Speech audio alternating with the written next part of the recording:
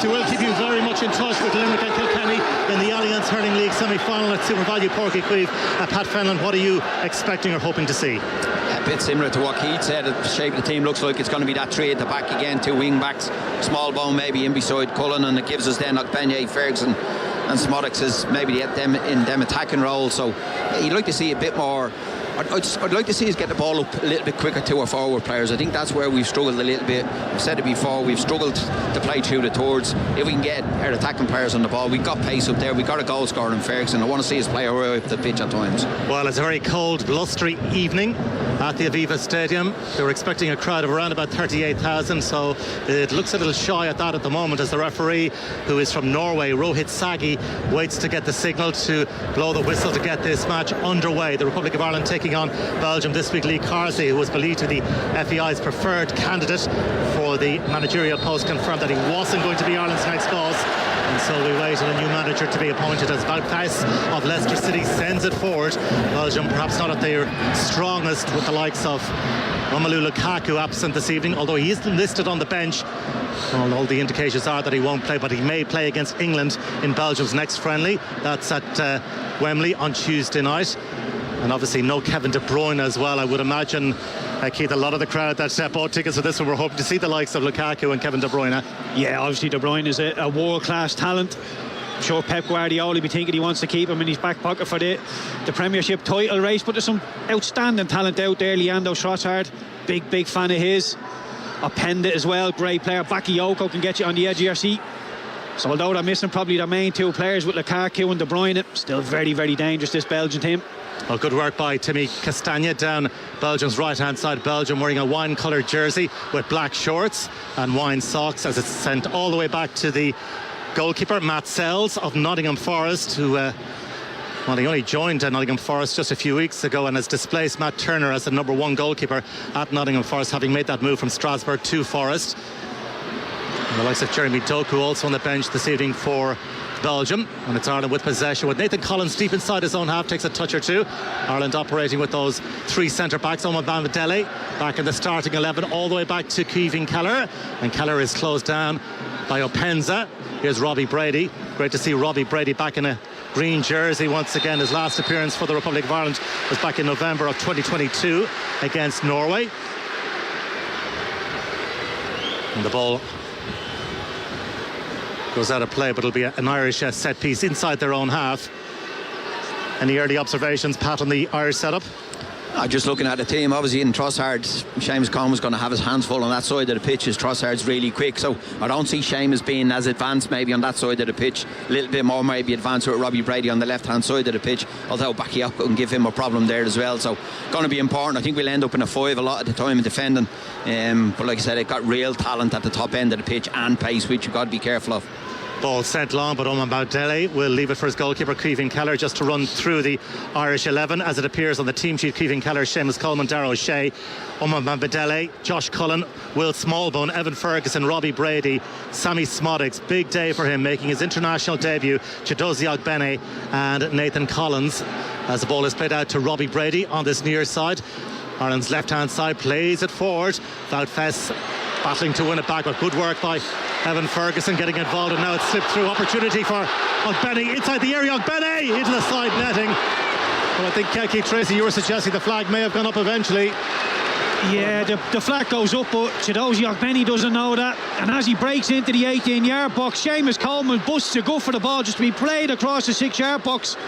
Chidozie fires it near post, hits the side netting, and he'd be thankful to see the linesman's flag go up, otherwise he'd have been getting an absolute earful from Seamus Coleman. But good encouraging signs early doors from this Irish team. Yeah, in the 4th minute, no goals so far, but a big opportunity early on for Ireland here.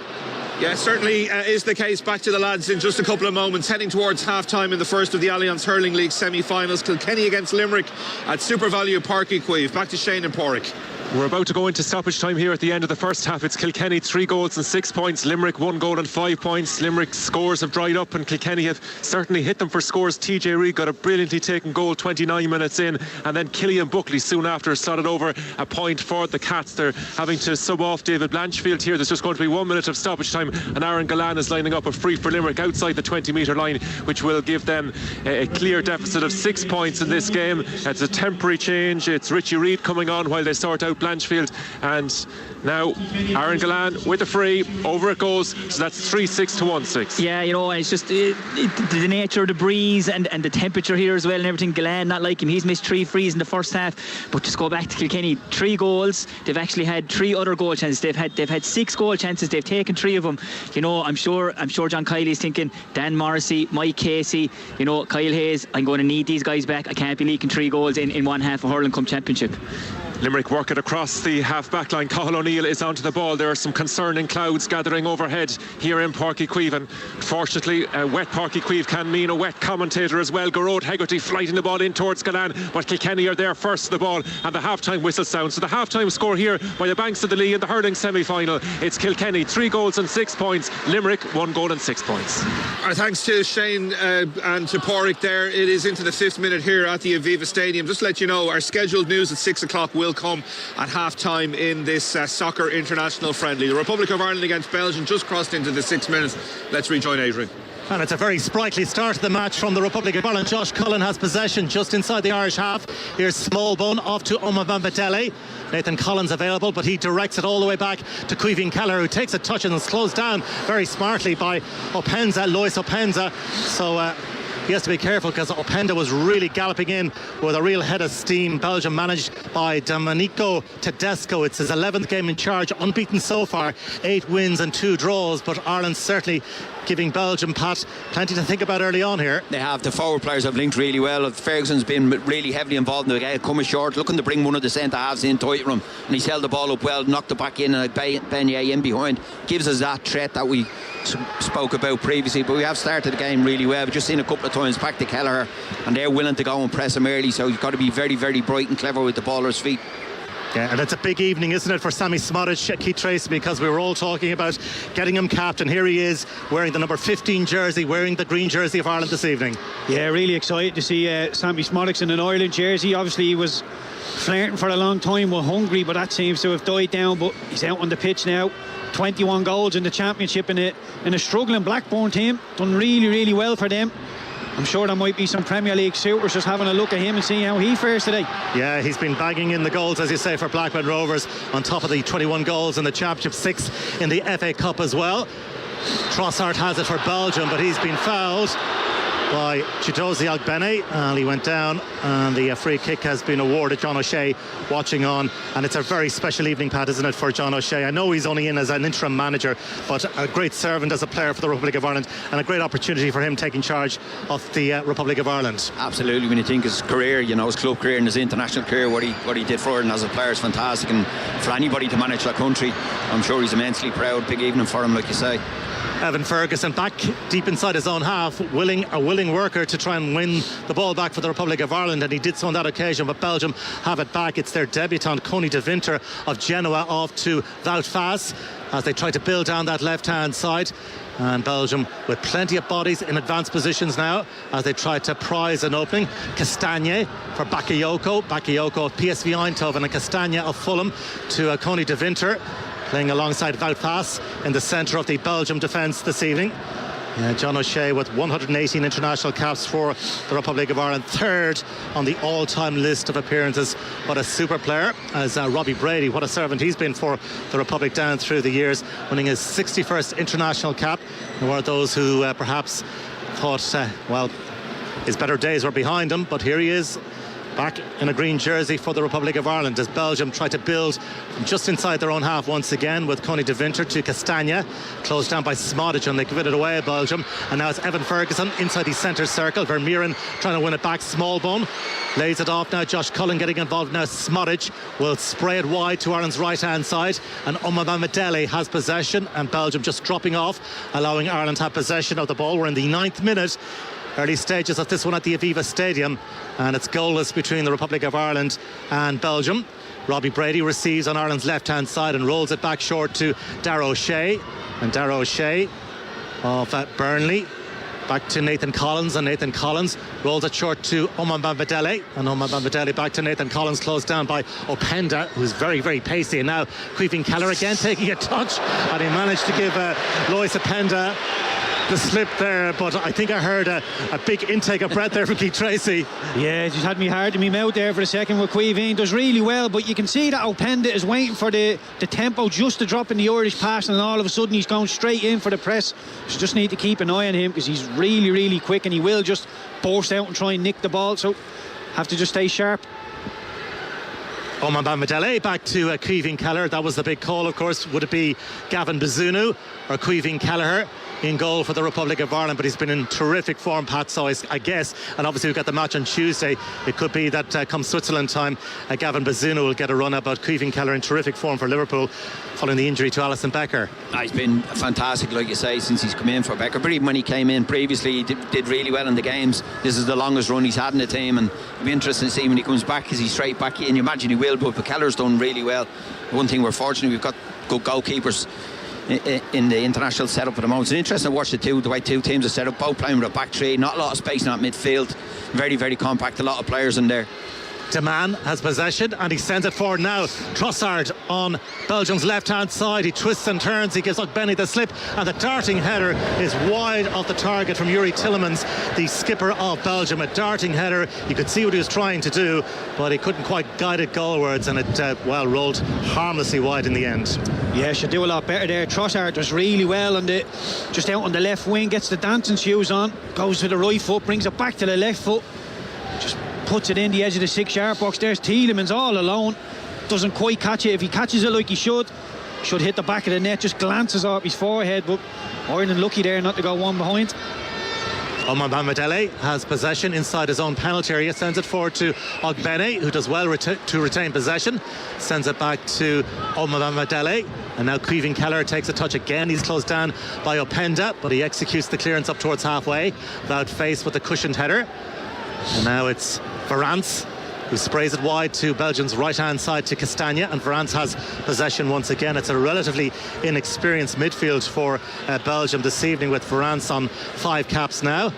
And Yuri Tillemans brings up the experience levels considerably, his 66th cap, but Arthur Vermeeren, just his 3rd international in the centre of midfield for Belgium this evening. Castagna has possession, Belgium's right-hand side. Here's Vermeeren on it and rolls it back to Castagna. Vermeeren, who made his debut last October against Austria, just 19 years of age. Here's Timothy Castagna, an FA Cup medalist and a winner with Leicester City back in 2021, alongside Yuri Tillemans, who scored a belter of a goal in that final against Chelsea. Coney de Winter plays it forward. Trossard getting involved now. The advanced run made by Lois Openda. Openda in the wide left position, just outside the Irish penalty area, twisting and turning, faced by Oman Bambadele, who did his job well, but it will be a corner kick to Belgium, who are certainly beginning to settle here, Pat. Yeah, they're stroking the ball around well now. Openda's causing a problem because he's coming short at times, centre half gone in, he's spinning down the channels, and they're looking for that pass all the time, and he is rapidly quick. You just got to be careful. But we have dropped deep enough to not leave too much space in there at the moment as the games wear on. You just don't want to come out there too early, because he is rapid. Just over 12 minutes played at the Aviva, no goals. Leandro Trossard of Arsenal, 7 goals in the Premier League this season for the Gunners, preparing to take the corner on Belgium's left-hand side. He goes short to Bakayoko, and Bakayoko towards the edge of the area, dinks it in. It's a dangerous ball, and it's headed away. Well defended by Darragh O'Shea, but Belgium have possession, and Ireland just pinned back deep inside their own half at the moment, as the visiting side, Domenico Tedesco's Belgium, tried to build up some momentum once again. Coney de Winter inside the centre circle. Castagna to his right, Wout Faes to his left.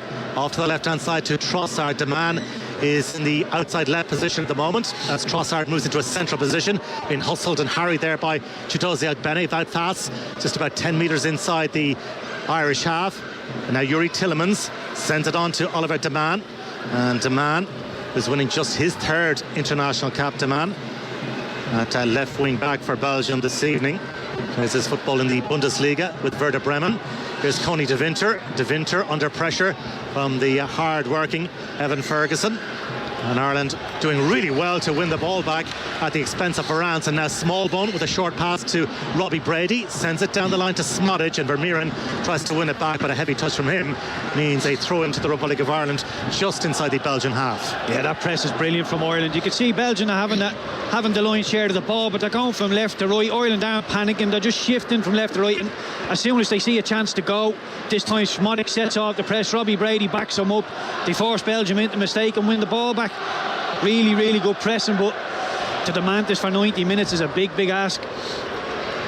Omabamidele gets the return pass of Will Smallbone of Southampton back with Queven Kelleher. All in sky blue this evening, the Liverpool goalkeeper, who sends it long. Ooh, that's an awkward one.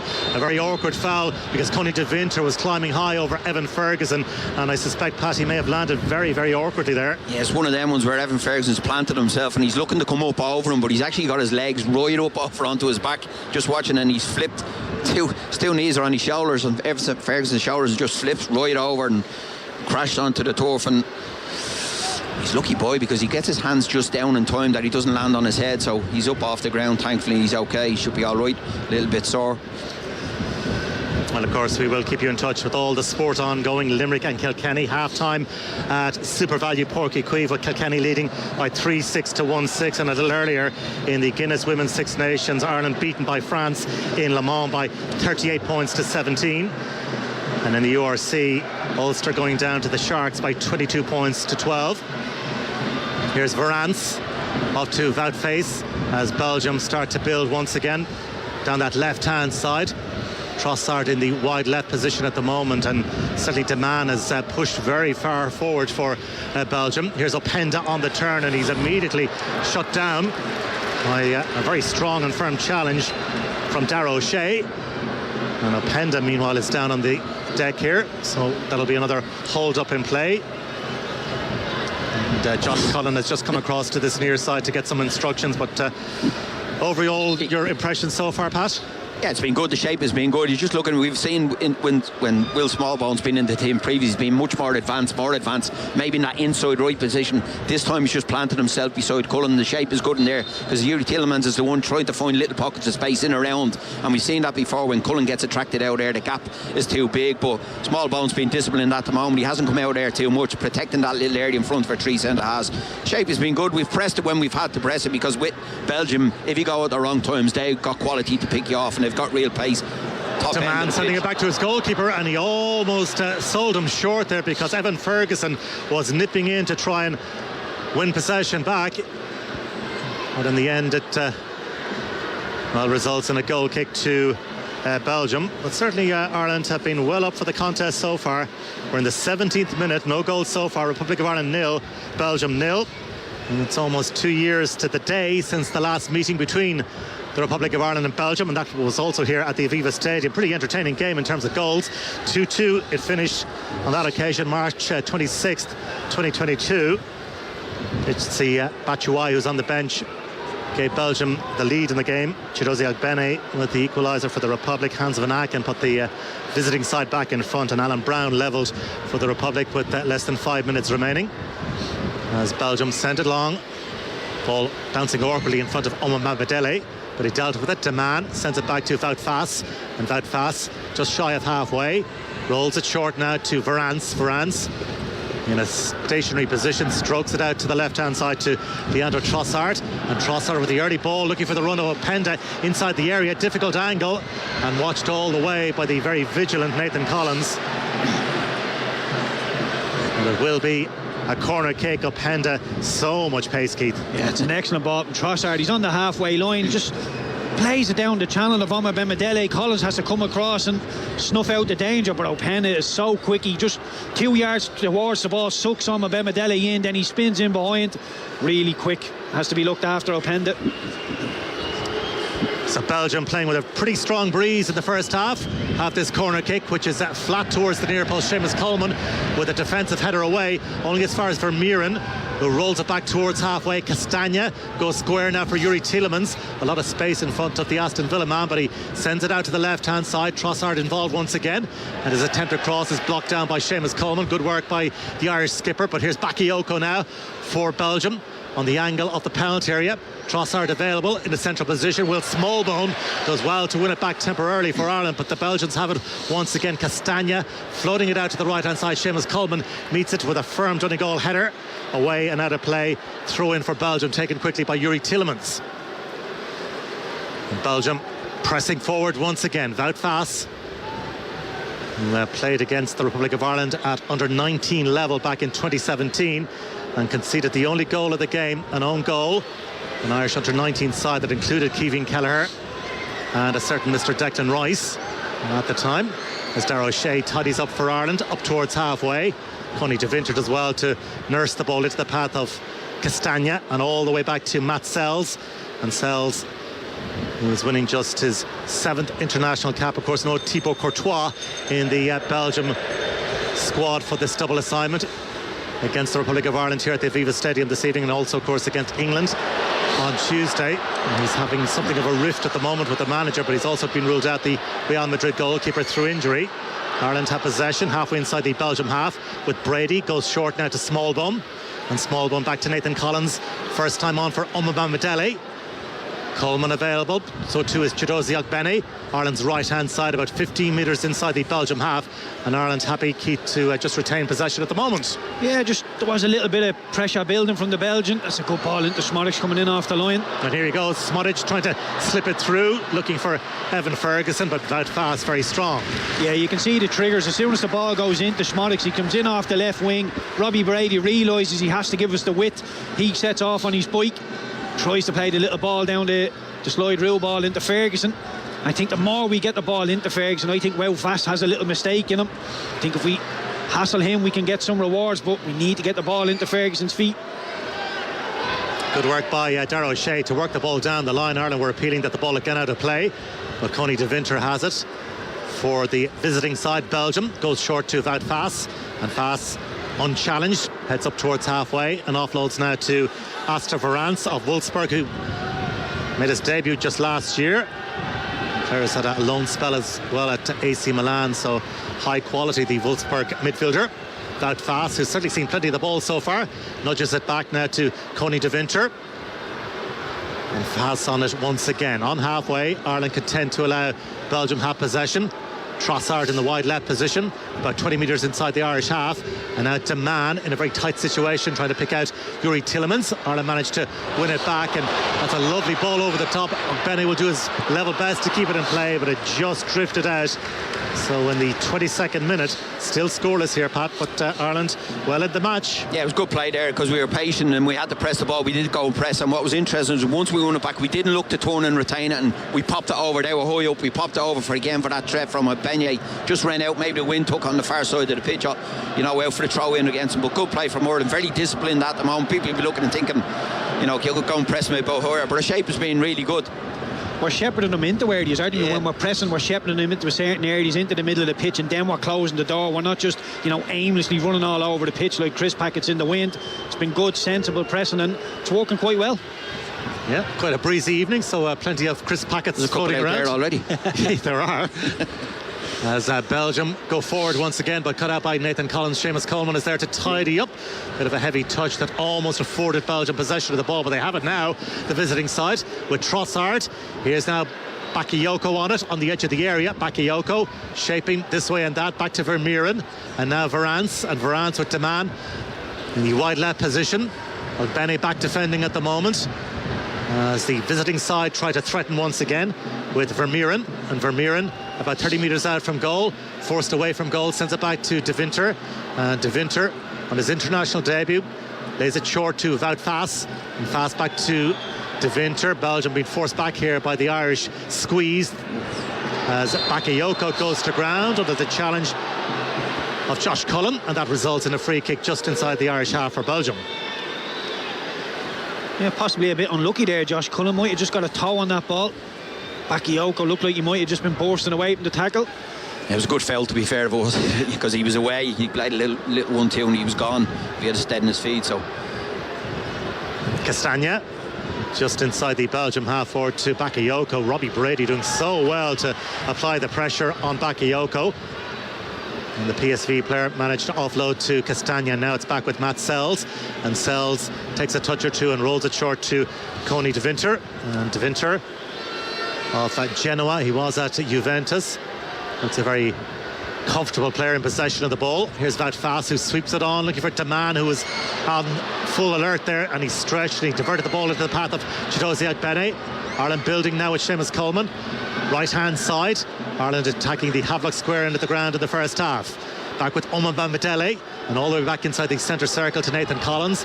Under pressure from Openda, forced to send it back to Caoimhín Kelleher. Now Darragh O'Shea picks it up for Ireland, rolls it into a central position for Josh Cullen. Vermeuren with a challenge. And the referee whistles up, and it's a free kick awarded to the Republic of Ireland. Yeah, good play there. Darragh O'Shea just fizzes one into Josh Cullen, has to take it on the back foot. Feels the pressure coming in from behind, wins the free kick. You see, we had a chance just to drop the ball into the 18-yard box there, but we haven't had a foot on the ball for a minute, so I think we just decided, listen, let's try and get a little breather here, keep the ball for a minute or so. Sami Smodic has been fouled. Free kick to the Republic of Ireland, just on halfway. Just a few moments ago, the cameras inside the Aviva Stadium picked out Brian Kerr, who of course is part of John O'Shea's management setup.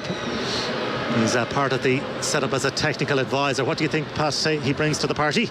Oh, wealth of experience, isn't his knowledge of the game, and his experience at this level, at international level of football in general, just his knowledge, particularly with someone like John, who's new to management coaching. I know it's only an interim role, but to have that in the background, to be able to go and seek a bit of advice, is a big help. Well, Chidozie Agbene hit the deck there. Daman with the challenge, and he was trying to put in the recovery challenge. Oliver Daman, as Chidozie Agbene was making yardage down Ireland's right hand side. It is going to be a free kick to the Republic of Ireland. Daman, the guilty party. So Ireland with a free kick. It's about 20 metres inside the Belgium half, on the right hand side, about a metre in from the sideline, so they'll try and swing it in. Belgium with a very high line. Robbie Brady is over the dead ball, and so too is Will Smallbone. Ireland looking for the breakthrough at the Aviva Stadium, and Smallbone will leave it for Robbie Brady to float it in, and he hangs it up towards the edge of the area. Nathan Collins attacks it. Strong appeals for handball. Darragh O'Shea's effort, and the referee has pointed to the spot. Well, you heard straight away what the Irish supporters inside the Aviva thought. They appealed for handball. Yuri Tielemans leading the protest to the referee, Rohit Sagi. But Darragh O'Shea's effort, well, the referee's view, it was handled. Penalty kick for Ireland. Just 26 minutes played. Yeah, it's an easy game, isn't it, football? We win a free kick basically on the halfway line. Robbie Brady just floats it in there, lingers up in the air. Nathan Collins wins the header. It's in and around the penalty spot. Darragh O'Shea just flicks it towards goal, and the Belgian hand is up. It's in an unnatural position. You can see where the penalty's been given. Yeah, hits him in the face, I think, first. It hits him in the face and comes off his van. Vermeuren, as it just comes up, and he does have his hand up beside his face, hits him in the face, rolls onto his arm, and the referee's given a spot, and Evan Ferguson is the one stepping up. Yeah, Arthur Vermeuren deemed guilty of handball. And it will be Evan Ferguson with this opportunity to give the Republic of Ireland the lead at the Aviva Stadium. Matt Sells on his line, just shifting over and back. Evan Ferguson for the Republic of Ireland in the 28th minute. And the referee just sorting out one or two matters on the edge of the penalty area. So Evan Ferguson looking for his fourth international goal. Hands on hips at the moment. Sells bouncing along his goal line. Big moment for Evan Ferguson. He's a real picture in concentration. Runs up right footed, saved by the goalkeeper and cleared away by Yuri Tielemans. Oh, it's a poor penalty, but the trailing leg of Sells did the business for Belgium. Darragh O'Shea sends it back in. Wout Faes heads away. Well, the most dramatic moment of the match so far, the penalty kick, but Evan Ferguson denied by Matt Sells. Yeah, it's not a great penalty. It's a really good high for the goalkeeper. But what we have to reiterate is we put the ball into the box. We put them under it. a small bit of pressure, and we've got a reward of a penalty kick already. Okay, we've missed the penalty, but just keep putting the ball into good areas and we'll get some rewards. Don't have to overcomplicate this whatsoever. Well, Evan Ferguson hasn't scored for Brighton since November. He started the last three. It was a big opportunity to end that particular drought, but his penalty was disappointing, and Sells did the necessary business for Belgium, Pat. But here come Ireland once again, trying to drive into the area. Vermeeren with the back heel away. Smodic trying to tee it up. Josh Cullen will send it wide. Seamus Coleman, All Ireland at the moment, looking for the breakthrough. Had that big opportunity just a few moments ago. Coleman onto his left, and Deman heads away only as far as halfway, where it's met by Nathan Collins. And now Deman under pressure from Ogbene. The ball runs loose. Smallbone picks up, and now Ogbene right across the face of goal, but never on target, and it goes well wide in the end. Belgium players are not happy because it looked like Beignet handled the ball that time. They're complaining. Just watching again, he did handle it and bounced with Smallbone. He slipped him back in. He's got to be a little bit more composed there from Beignet. There's nothing in that. He hasn't picked one out. He hasn't had a shot. It's a good opportunity. I'm just watching Evan Ferguson's actually his standing foot just slips a little bit. I'd like to see it again. It just gives away a little bit on him, and he scuffs it more so, but it looked like a penalty of a player who's lacking a little bit of confidence at the moment. I'd like to see him getting the score sheet, but he's been decent so far, Evan Ferguson. Him and Beignet have caused him problems with the limited supply they've had. But Ireland just got to keep going now. Like, the shape has been good. Press the ball when we've needed it and when we've had it, and won it back and create a couple of chances. Kilkenny leading Limerick 3-7 to 1-9 in the hurling semi-final at Páirc Uí Chaoimh. As the referee sounds his whistle, still scoreless here at the Aviva Stadium. Republic of Ireland 0, Belgium 0.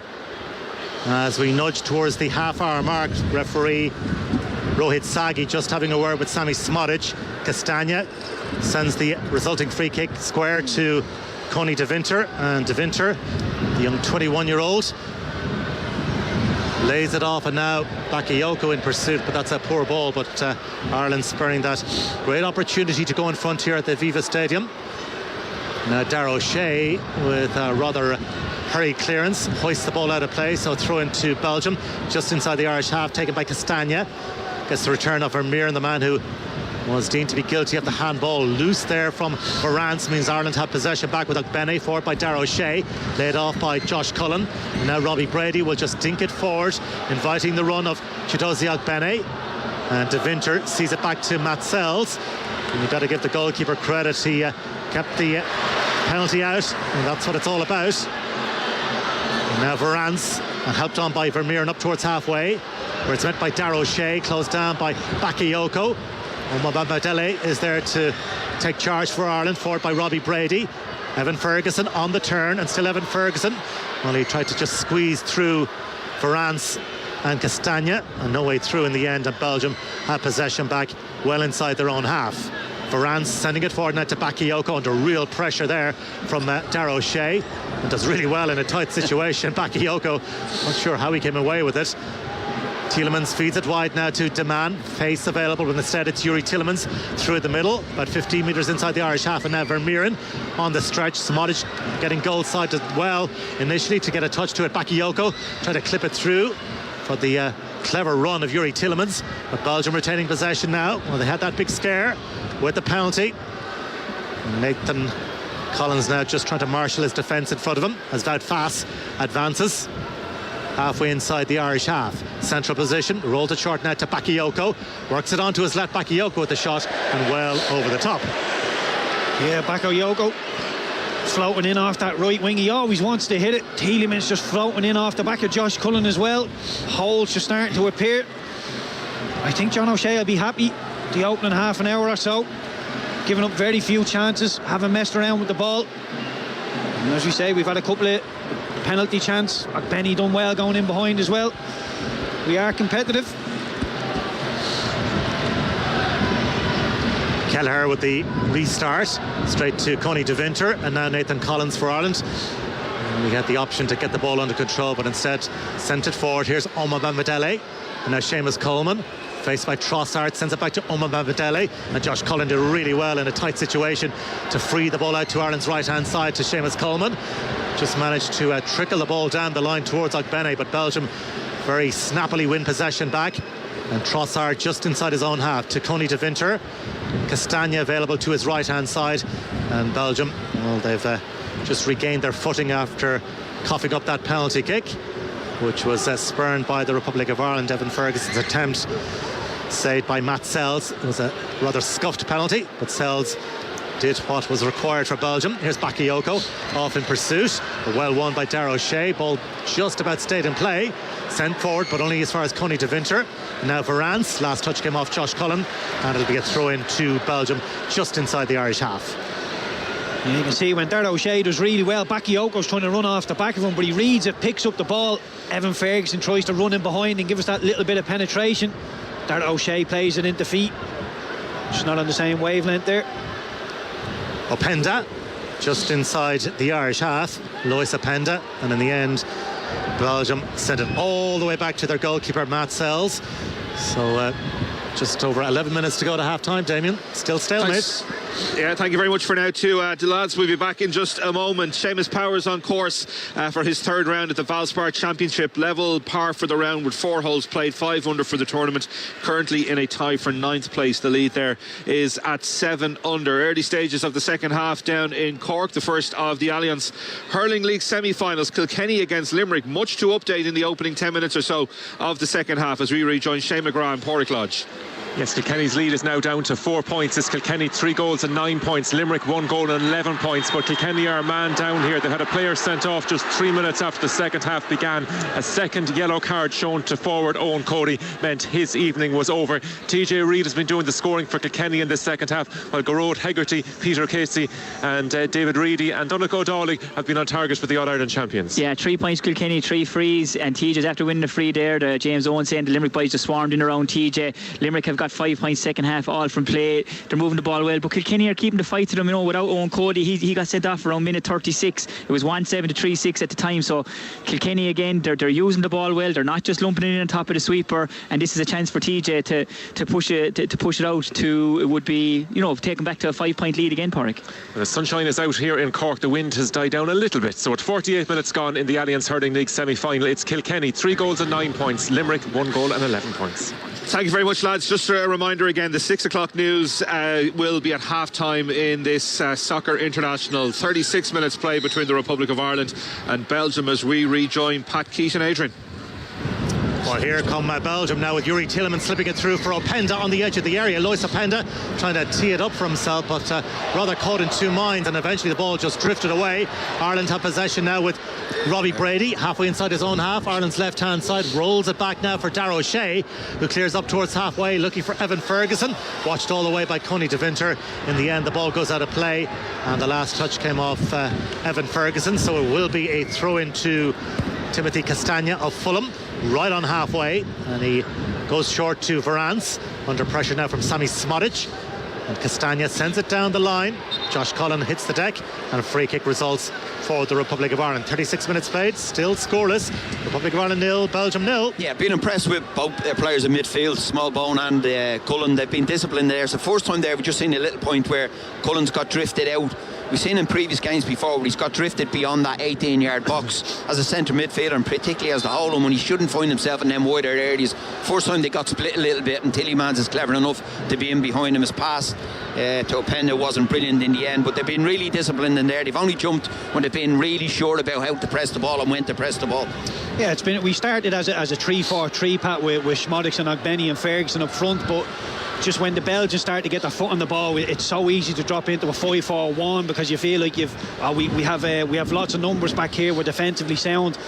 We need to be really brave all the time and keep Smodic and Ogbeni up with Ferguson so we can hurt the Belgians when we do win the ball. I agree. I think on that one Smodic is probably the one that can drift back a little bit deeper, but I agree you need to keep up, because what he gives you is, if you're pinned in a little bit, he gives you that little bit of pace in behind to get you higher up the pitch. Here's Trossard firing it forward, looking for Openda. It was a terrific through ball, looking for Openda. It almost came off for Belgium, but not quite, and it ran through in the end to Caoimhín Kelleher, and the Republic of Ireland have possession back now, halfway inside their own half with Josh Cullen off to Omabama Madele, Ireland's right-hand side forward to Ogbene, has support on Ireland's right from Seamus Coleman, sends it down the line, inviting the pacey run of Ogbene, and it looked like he was surely checked by that pass, but the referee judges he was just being strong defensively. It's really good defending, because he knows he's not catching him. If he gets by him, he just gets across him, gets his arm up across his chest and says, you're not going anywhere near. That's the first time you've really seen a counter-attack in the game, where the pitch opened up on us and they were able to pick off a pass. Trossard looking, play a Pena down the middle, he's looking just overhit the pass a little bit, but that's the bit where we've got to be really careful. We've seen that previously where we've been counter-attacked against us and picked off and conceded goals. So shape has been good, the game's getting a little bit stretched. We don't want the game stretched, we want it nice and tight and compact. Well, Wout Faes has become such a huge player for Belgium lately. He started the last 8. Manager clearly has faith in him. Jan Vertonghen, the vastly experienced Jan Vertonghen, once of Spurs, is on the bench. Here's Bakayoko taking on Robbie Brady, right-hand side for Belgium as they attack. And Bakayoko has managed to draw the corner kick.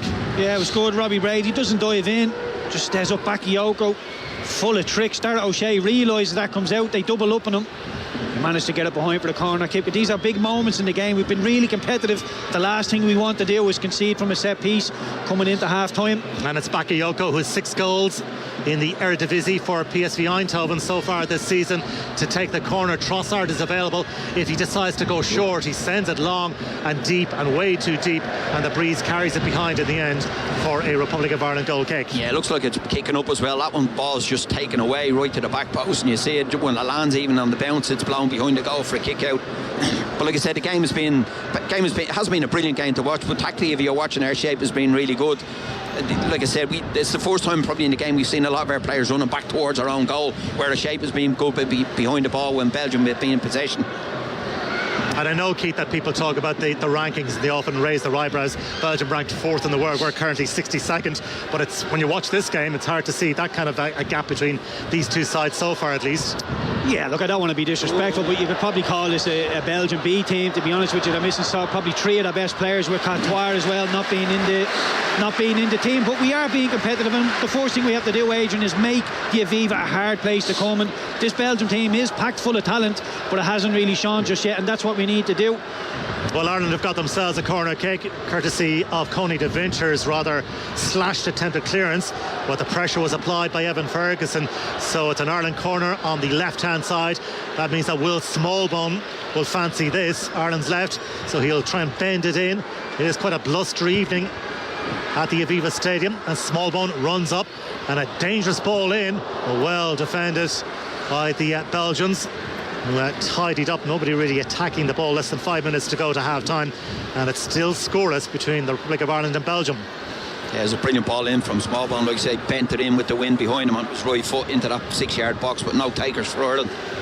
Throw in on the far side to the Republic of Ireland, to be taken by Seamus Coleman, making his first international appearance since March of last year, when he helped to muzzle Kylian Mbappe, the flying French attacker. So March of last year, it's been quite some wait. He obviously was out for so much time through injury not long after that particular international, but great to see Seamus Coleman back. And well, Keith, during the week he was talking about maybe playing on further. He is getting on in years, 35 years of age, but he feels he'll keep playing as long as he can. 35, Adrian, he's only a puppy. There's years left in him, he has. I know, but when you think back at how well he played against Mbappe when the French came to town, he was really, really good. 1v1 defending is excellent at time. He can whip a decent ball into the box, and he is a leader for us, and we're not blessed with an awful lot of leaders, so Seamus is really, really valuable to this Irish team. Kilkenny still leading in the hurling, 3-12 to Limerick's 1-11 in the Allianz Hurling League semi-final. The second semi-final takes place at 4 o'clock tomorrow in Portlaoise. Clare taking on Tipperary. Live commentary on that one on Sunday Sport with Marty Morrissey and John Milan. The ball goes out of play on the far side, and it will be a throw-in to the Republic of Ireland. Deman and Seamus Coleman just exchanging handshakes. They're coming together. He's not happy, Seamus, because he did just lean in with his elbow. Nathan Collins didn't do him any favour. He played the ball about 40 yards, but he hung her in the air, and everybody could see the Belgian player coming. Fairness to Coleman, he kept his eye on the ball. This is a similar area where we won the penalty from. Robbie Brady will float it in again. Yep. That Belgian Belgian line is so high. We're about 20 Belgian line yards with the ball, inside isn't their it? half. It's so high, but if you're Robbie Brady, you're thinking, look at the acres of space I have to land the ball into here. Yeah, he's just a couple of metres in from the sideline, about 20 metres inside the Belgian half, Ireland's right hand side. He floats it up towards the edge of the area. Nathan Collins is trying to attack it. Bakayoko is there to pick up the pieces for Belgium, facing his own goal at the moment under pressure from Collins. Lucky boy. And it's Yuri Tielemans who gets the ball under control, about 20 metres outside his own penalty area, and he does really well in a very tight situation to pick out Wout Faes, who strides up towards halfway, sends it wide now for Trossard, Belgium's left hand side. Trossard to take on Seamus Coleman, and Coleman doing well to apply the pressure, and Trossard really feeling the heat there from Seamus Coleman, but he gets it back to Deman. And Belgium retain possession. Fast sends it forward now to Trossard, again faced by Coleman. Ogbene getting goal side as the Belgians try to build once again with Varane. Trossard with a give and go. Deman halfway inside the Irish half, far side of the pitch, east stand side of the Aviva Stadium. Now it's Coney De Winter, and De Winter on his international debut, like Sammy Smodic for the Republic of Ireland. Now Vermeeren, and Vermeeren sends it forward looking for Openda, but instead it's met by Mamadele. Belgium have possession back once again. The game drifting towards half-time. Just a couple of minutes to go. As Fast sends it forward, cut out by Darrow Shea inside his own area. Manages to get it away. Smallbone sends it forward, and he was caught. And that means a free kick to the Republic of Ireland. The challenge coming in from Varane. Yeah, I really like the look of the shape. You can see everybody knows where they're going. Everybody knows who to be picking up. The communication looks really good. And what I like about it is, especially Smodics, when we're going and pressing, we're actually putting our foot in. So often you can just run alongside players and forget that you're actually trying to win the ball. There's real intent with the press. You see Seamus Coleman there, one-on-one with Trossard, really aggressive in his defending, forces him backwards. So a free kick to the Republic of Ireland to be taken by Caoimhín Kelleher, halfway inside his own half, central position. And he gives this one plenty of height as he hangs it up just outside the area, met by Evan Ferguson. Smodic inside the penalty area, and his attempted shot goes wide of the target in the end, but a terrific run. Great work by Evan Ferguson in the build-up, and Sammy Smodic, well, he got a sighting of goal. And an opportunity comes and goes for Ireland. Smodic with the attempt. Yeah, he did really well, Evan Ferguson. He's up early, just flicks it on. Smodic just gets himself inside Castagna. Poor defending, because he lets him on the inside of him, and he just gets too much on it, trying to lift it over the goalkeeper. Very tight angle, close to the goal as well, but great header from Ferguson. Good anticipation from Smodic. Gets beyond the striker, just can't lift it over the keeper and keep it down, and goes over the bar. So 1 minute of additional time to be played at the end of the opening half here, but that was a big opportunity for Sammy Smodic. The angle was perhaps a little difficult, but he met it on the half volley and ballooned it well off target in the end. Here's Bakayoko towards the corner flag, but well defended by Robbie Brady, but corner kick is the decision. And you can hear what some of the fans inside the Aviva Stadium think of that decision by the referee's assistant on this near side. By the way, the fourth official this afternoon at the Aviva Stadium is Rob Harvey. So last few seconds of the first half, and Belgium have themselves another corner. Yeah, John O'Shea won't be happy if this ends up in the back of the net, because it did seem like Robbie Brady came in and played the ball off Bakayoko. Bit of defending to do here now. And it's Bakayoko to deliver the corner towards the near post, but firmly headed away by Robbie Brady. Tielemans to pick up the pieces for Belgium to Bakayoko. Bakayoko trying to get away from Josh Cullen, slips it forward, and now Varane with the cross. Ooh. Well, that was Caoimhín Kelleher, not the most convincing of handling there in the part of the court man, but he managed to touch the ball. So at half-time, it's all square Ireland with all the chances, you'd have to say, in the first half. And of course, the big one, the penalty that came and went.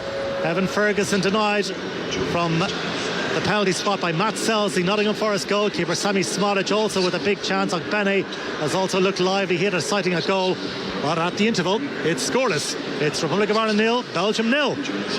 Thank you very much to Adrian, to Pat and to Keith. Before I let you go, Keith, job well done for the first half. Yeah, I think so. I think we really restricted the Belgians. There's the header in the opening 10 minutes. The Yuri Tielemans header was a big chance, but I think we've kept them under wraps. We've done really well. Trossard's been quiet. Openda's looked really dangerous. He showed his pace once or twice, but you know, they're hardly banging down the door. Caoimhín Kelleher hasn't had to make too many saves. Really enjoying the press. We look dangerous.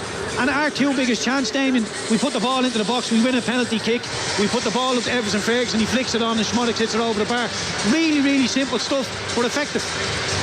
As has been the case on many of these occasions, we're playing against a team, albeit it's not the Belgium that have cut a course through their qualification campaign, but it's a quality team. The level of concentration and commitment to this approach of play is going to get more difficult for Ireland as this game progresses.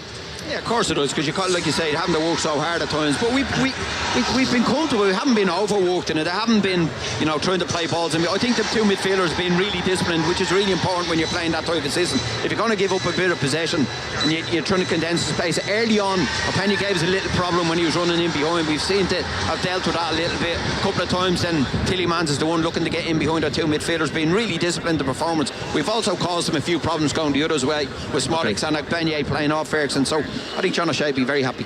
Okay, more from the lads to come in the second half. They're into the 61st minute at Páirc Uí Chaoimh. It's currently Kilkenny 3-13, Limerick 1-12 in that hurling semi-final. Peter Casey sent off for Limerick just a couple of moments ago, joining Owen Cody of Kilkenny, who was sent off earlier in the game. You're listening to an extended Saturday Sport here on Radio 1. We're with you until 7:30 this evening. It's 10-6.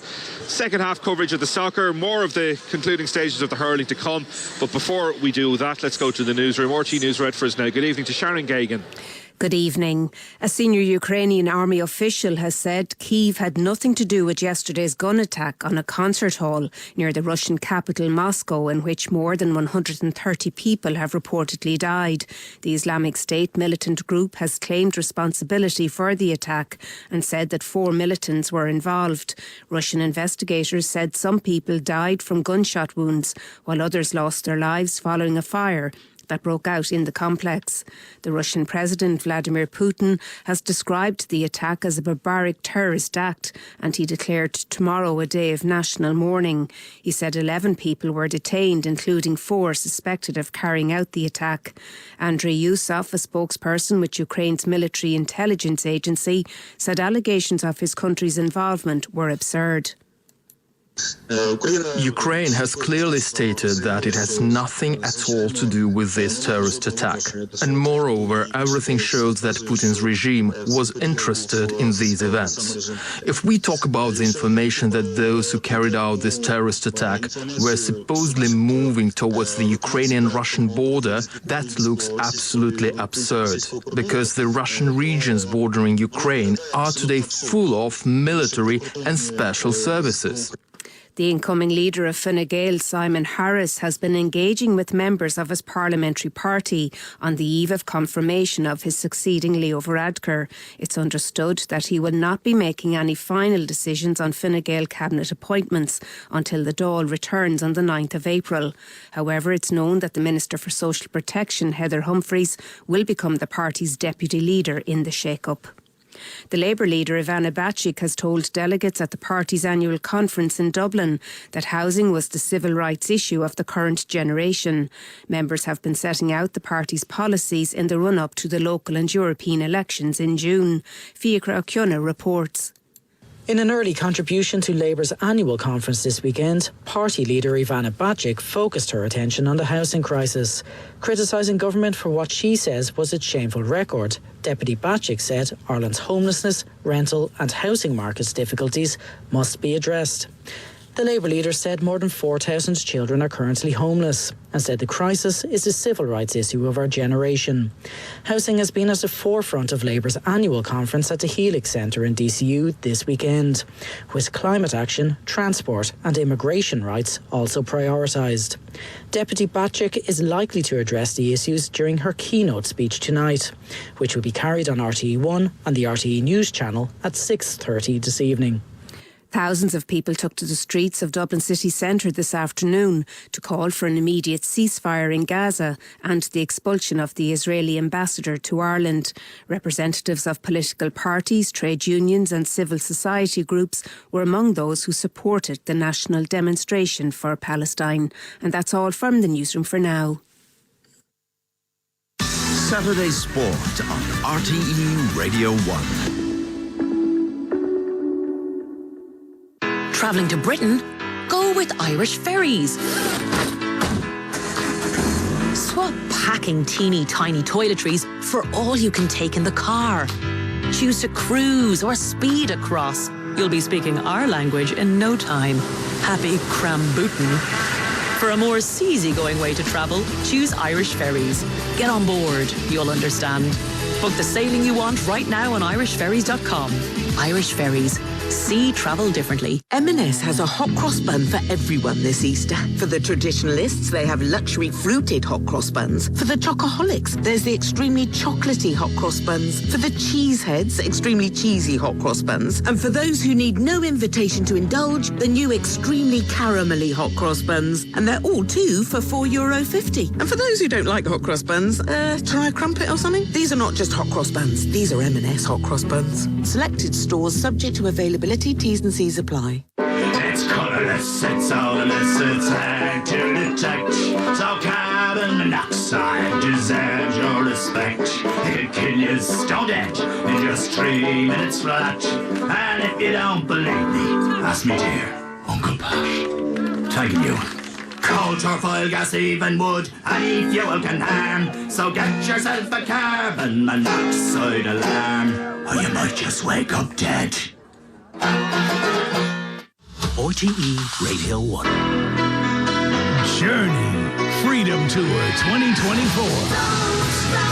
Live at 3 Arena November 5th. With very special guests, Cheap Trick.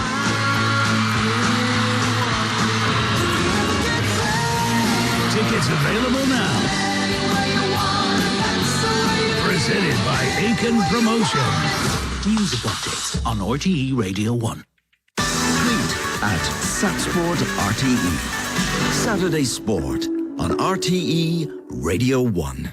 And you're very welcome back to the programme. Scoreless at half-time between the Republic of Ireland and Belgium at the Aviva Stadium. Kilkenny cruising into the Allianz Hurling League final. We'll be back to Páirc Uí Chaoimh in just a moment. Seamus Power level par for 4 holes of his third round at the Valspar Championship. 5 under for the tournament. 2 shots off the lead in play there. Action well underway in Galway. Connacht in action against the Lions. It's the Lions leading 12 points to 7 in the 32nd minute of that game. In the women's Guinness Six Nations defeat for Ireland earlier. We brought you commentary of that game from France. Ireland beaten 38-17 against a very highly rated French team, as is always the case. Scotland leading Wales by 15 points to 6. That's the latest score as we have it. Let's check in once again the concluding stages of the first of the Allianz Hurling League semi-finals. Kilkenny in action against Limerick, and I can say with some level of certainty, I think Kilkenny on their way to a final. Let's go back to Shane McGrath and Pádraig Lodge. Yeah, that's the way it's shaping up for sure. It looks like Limerick are relinquishing their National League title. It's Kilkenny 3 goals and 16 points. Limerick 1 goal and 13 points. We have 2 minutes plus stoppage time left to be played, and there probably will be a nice bit of stoppage time as well, because there have been quite a few substitutions made in this second half, and we were playing 14 aside as well. Owen Cody, as we told you earlier, dismissed on a second yellow card for Kilkenny early in the second half, and then Peter Casey was sent off on a straight red, the Limerick forward. And as things stand, and as if this game goes along expected lines and Kilkenny see it out, that would rule Peter Casey out of the opening round of the Munster Hurling Championship when Limerick travelled to Ennis to take on Clare. Yeah, and a deserved red card for Peter Casey. Just a moment of madness from him. Himself and Deegan were just kind of edging at each other. He drew back to Hurley, he struck. It was a straight red. And to be fair to James Owens, Owen Cody's it was a second yellow. He just chopped down on Decky Hannon as he's coming out. He was in disbelief, but looking back in the replays here, there were two deserved sending-offs, albeit that Owen Cody will probably feel a bit hard done by, but by the letter of the law, it was a sending-off, Pádraig. So 9 points the difference between the teams at the moment. Limerick have an opportunity with Tom Morrissey to get a score on the board as we push towards full time. A 40-metre free from the Ahan clubman, and that's gone all the way over the bar, so it makes it 3 goals and 16 points to 1 goal and 14 points. 69 minutes gone on the clock, and there's been a lot of changes made on both teams. TJ Reid and Aaron Gallan amongst the big names who have been subbed off by their management teams. And the league final a fortnight away, so that looks like Derek Ling will be bringing his Kilkenny team through to the final, where they will face Munster opposition. The ball is back out in play, and Cathal O'Neill has it for Limerick, close to his own goal, gives the ball back behind him to Barry Nash. Nash spots Nicky Quaid issuing out instructions, and across the 45 they work the ball, but it's a performance of real authority from Kilkenny, although history has taught us not to read too much into the results of league semi-finals. Tom Morrissey has it now for Limerick. It's a loose enough pass from Tom, and it's breaking over towards the near sideline. As we watch the action illuminated by the floodlights, and onto the ball now for Kilkenny is Richie Reid. Richie playing it back to Paddy Deegan, who had a brief spell off for injury treatment. Paddy sends the ball out to the wing. It looks like the Limerick man will be first to it. That's Aaron Costello, and Costello plays it back past the full back line, and we're going to have 4 minutes of stoppage time here. Yeah, it's real kind of challenge match feel for the last 10 minutes, to be honest, Park. You see the calibre of player that have been taken off, and it's the atmosphere, everything has kind of died down. Some of the shot selection, even that shot there that was taken by David Reedy. You know, both managers are trying to empty the bench now, trying to get lads on, get them a bit of game time. It's been a weird second half for Limerick. I mean, like, we normally look at their half forward line with Garrod Hegarty and Tom Morrissey, and Adam English was there, but he was taken off half time. We're normally looking at them getting 7, 8, 9 points. Like, they only scored 1 point from play today. Like, it's interesting that Cathal O'Neill scored more from play than the entire Limerick half forward line. But that's credit to Kilkenny. They've worked really hard. They've picked up maybe, I think, is it 1, 2, 3, 4, 5 yellow cards. They brought a physical battle here. There's been a couple of lads sent off, but look, league or no league, you know, they've came here, they've done their bit today. They'll be in a league final, and Derek Ling will be delighted, and something to build on for later in the year as well with them. The latest change for the Cats is that Kevin Blanchfield is on and Cian Kenny has been subbed off.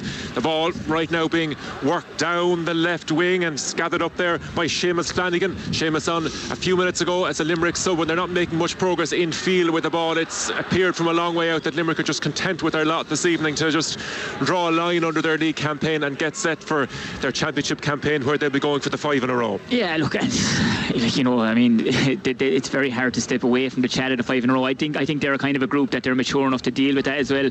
This, you know, they won't worry too much about this. What would be a worry maybe, Pádraig, right, and for other teams to look at, is that Kilkenny, I just keeping a tally of them, had 9 goal chances today. Now they scored 3 of them. Nicky Quaid made 3 top class saves. You know, they really nailed the free there, but 9 goal chances. You think about maybe Dan Morrissey not being here, Mike Casey, Kyle Hayes. I'm sure that's something that wherever they are, if they're going away for a few days to do a bit of training, that's probably something that John Kiley will look at going forward. That's Reedy's score makes it 3-16 to 1-15. The game fizzling out. We're halfway through the 4 minutes of stoppage time. There is a football game, a dead rubber football match at 7 o'clock between Cork and Armagh. We are expecting a mass exodus of spectators once the hurling finishes. It'll be just the core support will watch the football. This ball is dropping into the Kilkenny goal, where it's caught by the goalkeeper Owen Murphy, and he immediately pokes the ball out to the cornerback Shane Murphy, and Murphy manoeuvring outfield with the ball. And the Cats, to their credit through the years, have always been fully committed to the league, and they'll have a chance to win silverware in a fortnight's time as they seek another score now with Martin Keown outside the 45. The rain is coming into Páirc Uí Chaoimh, just to warn you, and as we get the cover in the box, it's sent over now by Martin Keown. It's 3-17 to 1-15. That's a super score out here by underneath us, our sideline. Very, very strong breeze blowing into him, rain starting to fall. It won't be good for anybody who's staying on for the football, but you know, Kilkenny have been, you know, they've really have worked really, really hard today, and they've ground out a result. Ball in towards Seamus Flanagan, the ball knocked away from him, and Kilkenny come again. Thankfully we brought the refuse sacks with us to cover up the broadcasting gear as the rain arrives in, and Kilkenny go flying down the far wing with Adrian Mullen. Mullen takes a shot from 65 metres out that Nicky Quaid is watching, dropping short, and he comes out to meet the ball, and past his own 13-metre line he gives the ball infield to Barry Nash, and we're going into the last 30 seconds of the game. Yeah, look, the breeze so strong. Adrian Mullen standing 65, it drops short nearly at the 14. It's just the extent of the breeze, the rain falling here as well. I'd love to know if someone could keep stats on Billy Drennan. Has he hit a wide since he started inter-county senior hurling? Because he's come on, he's nailed 2 frees and scored a point from play. He's one of the most accurate lads out there at the moment, and still very, very young. And obviously he came on for, you know, one of the greats in the form of TJ. Like, Kilkenny build it out from the back with Paddy Deegan. Tom Morrissey arrives in just to halt their progress. We have the sunshine and the rain in Páirc Uí Chaoimh, a simultaneous weather pattern. We've hit the 4 minutes of stoppage time. The referee thought he was about to blow the full-time whistle, but he's given a free out to Limerick, and that'll be the last act of this game. So they have a free out to Kilkenny, and it's between their own 45 and 65, and the ball is now gathered, and that's it. Limerick's reign as champions is over. Kilkenny through to the Alliance League final, beating Limerick by 3-17 to 1-15. Thank you very much to Shane McGrath and to Pádraig Lodge. So Kilkenny advanced coverage of the second semi-final between Tip and Clare to come on Sunday Sport tomorrow afternoon. Earlier in the Division 2A semi-final, Laois 124 down 13 points, a result in 2B. Donegal beaten by Tyrone 5-9 to 3-14, a 1 point win for Tyrone there. In Division 3A, Sligo 22 points, Cavan 114 at Markievicz Park. And in the 3B semi-final, it finished Warwickshire 116, Longford 112. Just to look at the Valspar Championship, Seamus Power still level par with 5 holes of his round played, 5 under for the tournament, 2 shots off the lead in the early stages there. Heading towards half-time in Galway, Connacht still trailing the lines by 12 points to 7. They're just entering the 39th minute there. So we have a couple of changes to update you on from a Belgian perspective. It looks like Ireland are as you are at half-time. Second half coverage of the Republic of Ireland against Belgium comes in the company of Pat Fenlon, Keith Tracy and Adrian Ames. Good man, Damien. Yeah, we're all set for the second half. 3 changes made by Domenico Tedesco, the Belgian manager, for the second half. And Inco, Thomas Meunier, Jeremy Doku of Manchester City, and Michy Batshuayi, Timothy Castagne, Yuri Tillemans and Leandro Trossard are the 3 who've made way. Evan Ferguson with the header right from the restart. Ireland working it out to the left-hand side from about 6 metres out. He was at full stretch trying to just divert the header on target just over the top. Terrific start to the second half. Brilliant tip-off. He could tip the ball off and found Smodic just in behind there in midfield. Played him in off the tip-off, gotten the half-turn, switched it out to left-hand side. Robbie Brady whips in a brilliant cross, and Evan Ferguson kicking himself there. He hasn't hit the target of that. He's got a header maybe 7-8 yards out and he heads it over the bar. Brilliant chance. Yeah, I think Evan was just stretching for it ever so slightly, hits him on the top of the forehead. If he meets that flush, there's every chance it'll end up in the back of the net. Here come Belgium at the other end, but the cross is cut out by Collins, and the follow-up attempt is well off target from Aster Varans of Wolfsburg. He never got a hold of it. It was a decent opportunity as the ball presented itself to him. So both sides with early sightings in the second half, but that header from Evan Ferguson just over the top, having missed a penalty. Well, the penalty was saved, but he rather scuffed the penalty in the first half, and Matt Sells just did enough to claw the ball to safety.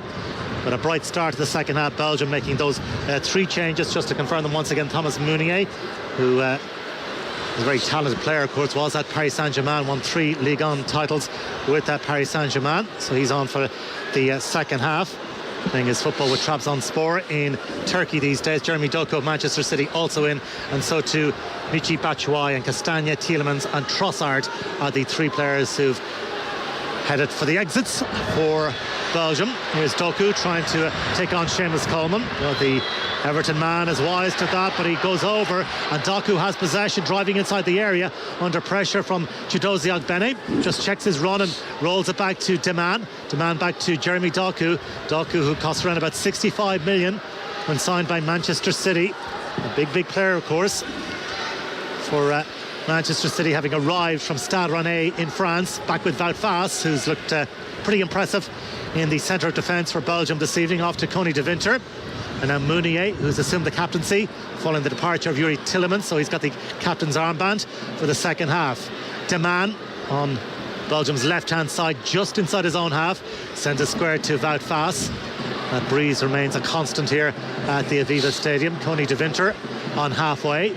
Ireland certainly have had their chances in the match, notably Evan Ferguson, the penalty in the first period, and that header right at the start of the second, as Michy Batshuayi, the hero, of course, for Chelsea winning the Premier League a few years ago, got the all-important goal at West Bromwich Albion to wrap up the title. As Belgium probe once again. Deman looks up and plays it out to Jeremy Doku on this near side, and Doku strokes it all the way back to Wout Vaas inside the centre circle. And Wout Vaas goes short to Varans. Doku available on Belgium's left-hand side. Deman instead, though, picks out Wout Vaas inside the centre circle, slides it forward. Michy Batshuayi getting involved once again, and now it's Varans on the turn. A bit of space in front of Varans.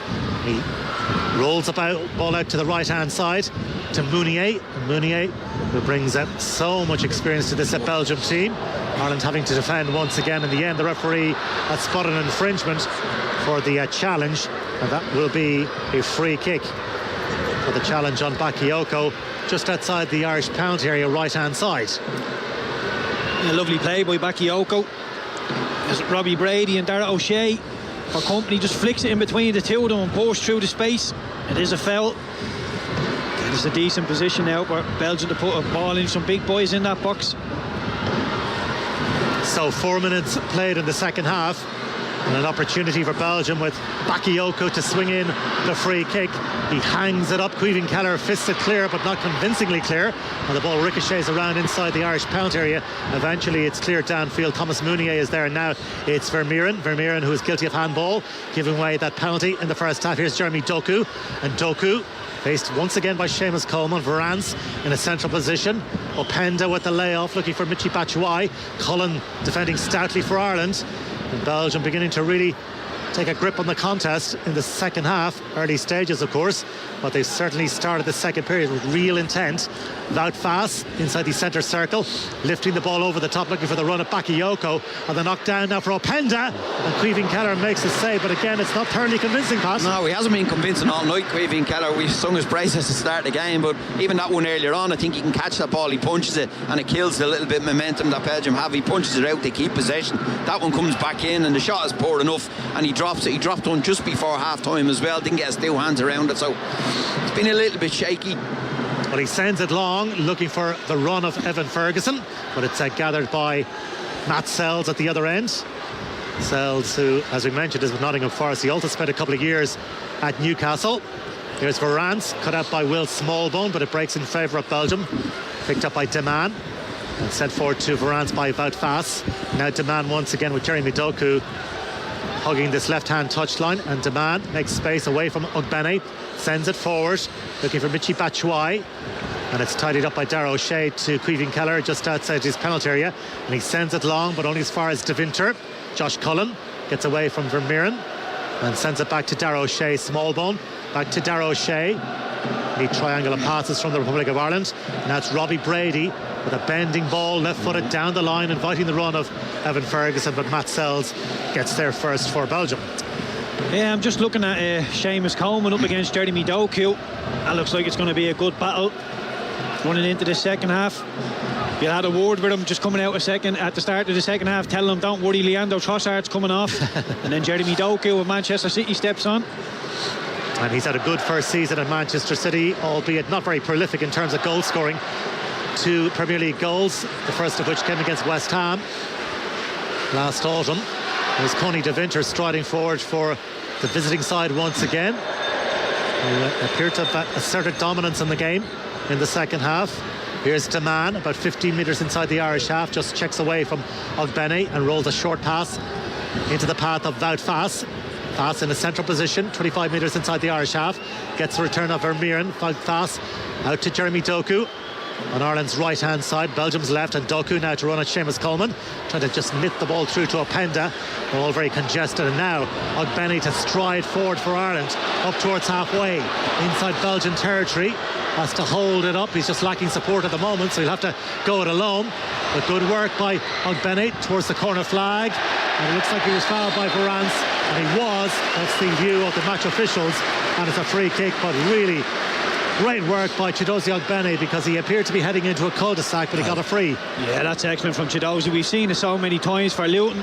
When he plays that right wing-back position, he picks the ball up deep in his own half, just keeps driving and driving. None of the Belgian players fancy getting into his face. They know he has all sorts of pace to get in behind. Really clever wing play, because he has a look into the 18-yard box, realises there's not an awful lot of targets in there, slows it down, wins the free kick. Now a decent position. We've looked dangerous from set pieces so far. So the free kick about a metre inside the touchline, about 15 metres from the corner flag, so it'll be swung in here by Robbie Brady, you would fancy. Will Smallbone is there as well. The breeze with Ireland in the second half. In the 54th minute, 2 in the wall for Belgium, and here comes the delivery. Robbie Brady, and then he just checks back. Smallbone will leave it for Robbie Brady, who holds the right arm aloft now, and Brady runs up, bends it in left-footed, and too much on it, was bending towards goal, but not dipping, and Matt Sells was scampering back just in case, but it sails harmlessly over the bar in the end. Yeah, it's a difficult one for Robbie Brady. He's in a good position because he's maybe 10 yards from the byline, but he's with that wind, the wind is real, breeze or wind strong really, and it blew it over the bar. He's just got too much on him. Maybe he was one that to drive in rather than trying to bend in top of the goalkeeper. The wind would have taken it in either way. Well, from the restart, Chidozie Ogbene battling to try and win it back for Ireland. It goes out of play, and it will be a throw in for Seamus Coleman to take in the 54th minute. Coleman just looking for options. Evan Ferguson goes short, but instead it's down the line for Ogbene.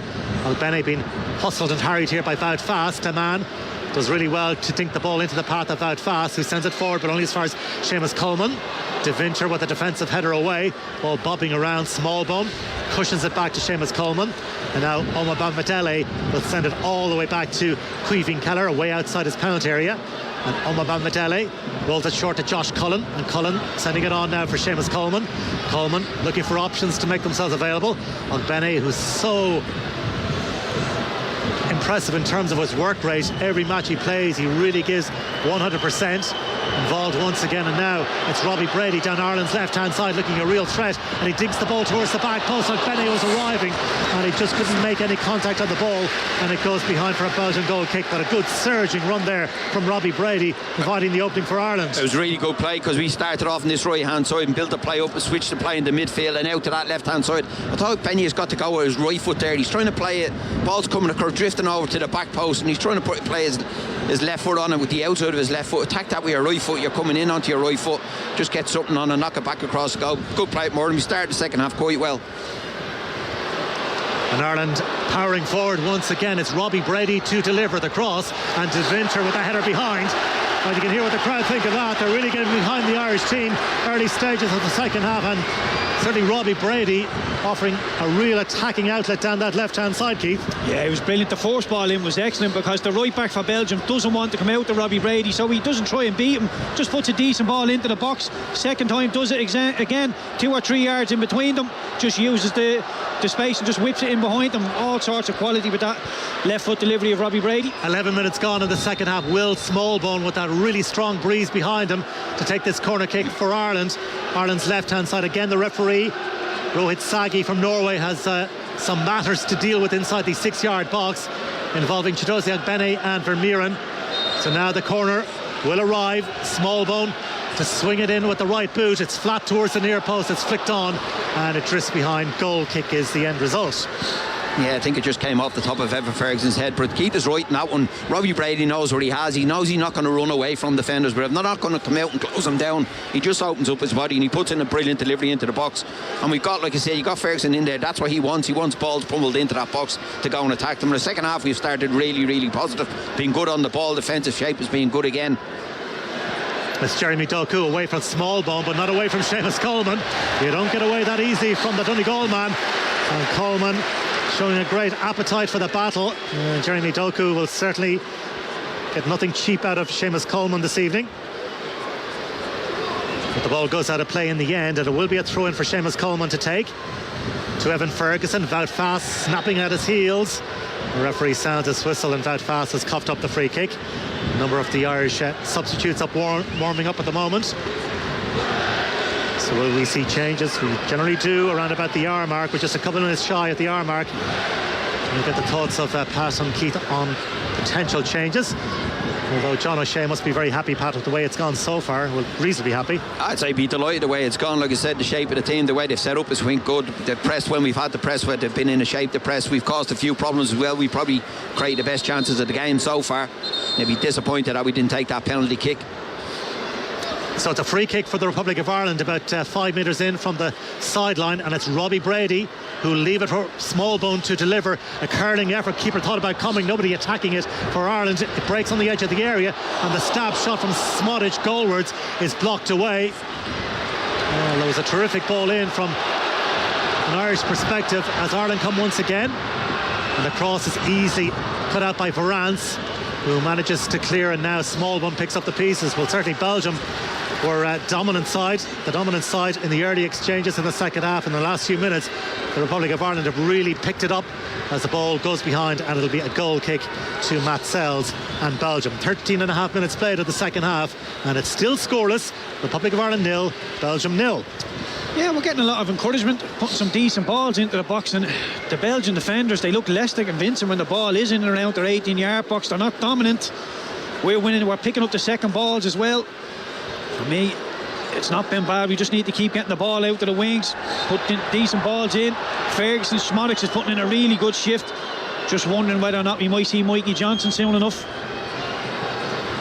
So Belgium get themselves a free kick just on halfway, and it's taken by De Man all the way back to Wout Faes, and now De Winter with Thomas Meunier available on his right hand side. And De Winter unchallenged rolls it short to Bakayoko, and now De Man off to Coney De Winter.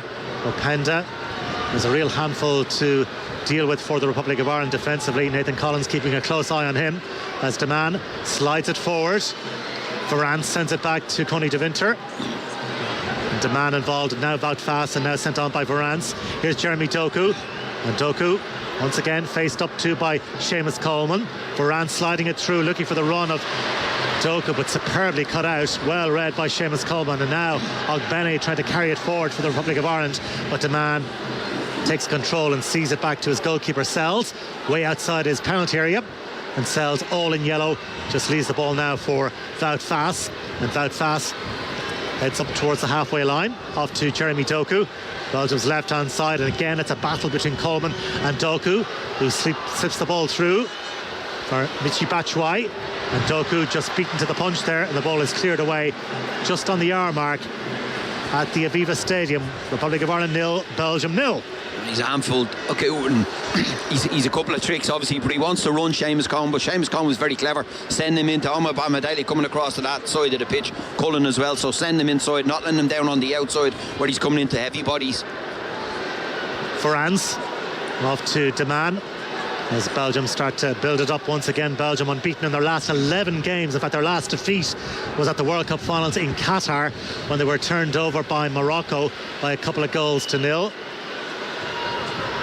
As we mentioned earlier, this manager, Domenico Tedesco, unbeaten since taking charge. He succeeded Roberto Martinez in the hot seat. But a young manager, just 38 years of age, but he managed the likes of RB Leipzig, led them all the way to the semi-finals of the Europa League. Also managed Schalke in the Bundesliga, led them to a second in the Bundesliga. Here's Meunier carrying it forward. Bakayoko. And Robbie Brady, who's had a fine game, sends it back now to Darragh O'Shea.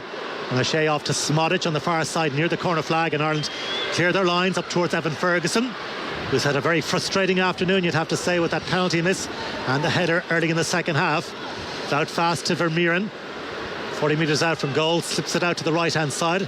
It's a good ball looking for Meunier, and Meunier delivers the cross looking for Batshuayi, cleared away only as far as Varane, and now De Man will have a crack at goal, and superbly blocked by Josh Cullen. It's a painful one for Josh Cullen. Now Doku with Ogbene now defending. Ogbene doing really well to fend off Jeremy Doku of Manchester City. De Man now from the wide left position swings in the cross. Robbie Brady again with a good defensive header away. Ireland just batting down the hatches at the moment, and Coney De Winter will feed it wide for Thomas Meunier, and Meunier on halfway looks up and checks inside, moves into a central position. And the backheel attempt from Openda initially didn't come off, but it might work out for Belgium here. Openda up towards the edge of the area, well defended by Omar Bamadeli, and now it's with Chidozie Ogbene, just turned away from trouble and feeds it wide now for Robbie Brady, and Brady faced by Vermeeren has support from Smallbone, and Smallbone will thread it down the line. Ireland threatening now at Smodic, wide left position. Smodic will take on Coney De Winter. Meunier gets back goal side, good ball out to this right hand side to pick out Seamus Coleman. Omar Bamadeli halfway inside the Belgian half, and Josh Cullen gets on it for the Republic of Ireland. The team in green now try to probe and fashion an opening here at the Aviva Stadium. Bit of a heavy ball from Chidozie Ogbene, and it drifts out of play, and John O'Shea tries to encourage his team. So a double change. Number 19, Johan So Bakayoko is going off. 14, Tony Lukabakio. So Bakayoko is going off, and Amadou Onana, it would appear, is coming on. And also been introduced is Dodi Lukabakio, and Dodi De Winter is the other player going off. So the Belgian boss, Domenico Tedesco, making changes. That's the fifth substitution made by him. And John O'Shea yet to blink in that regard. No, don't see too much movement on the bench. The coaching staff having the app all right, but we'd be happy the way it's going at the moment. We just had a little spell there, 2 or 3 minutes, where Belgium popped the ball around us, but when we won it back, it was good to see us be clever, keep possession of the ball, don't just lump it forward at that time. Could we build ourselves up to get out? And we did. We've got higher up the pitch now, but they've upped the tempo a little bit, I feel. You know, and this is the stage of the game where the game does start to open up, because we've worked so hard to stay with them and keep gaps nice and compact.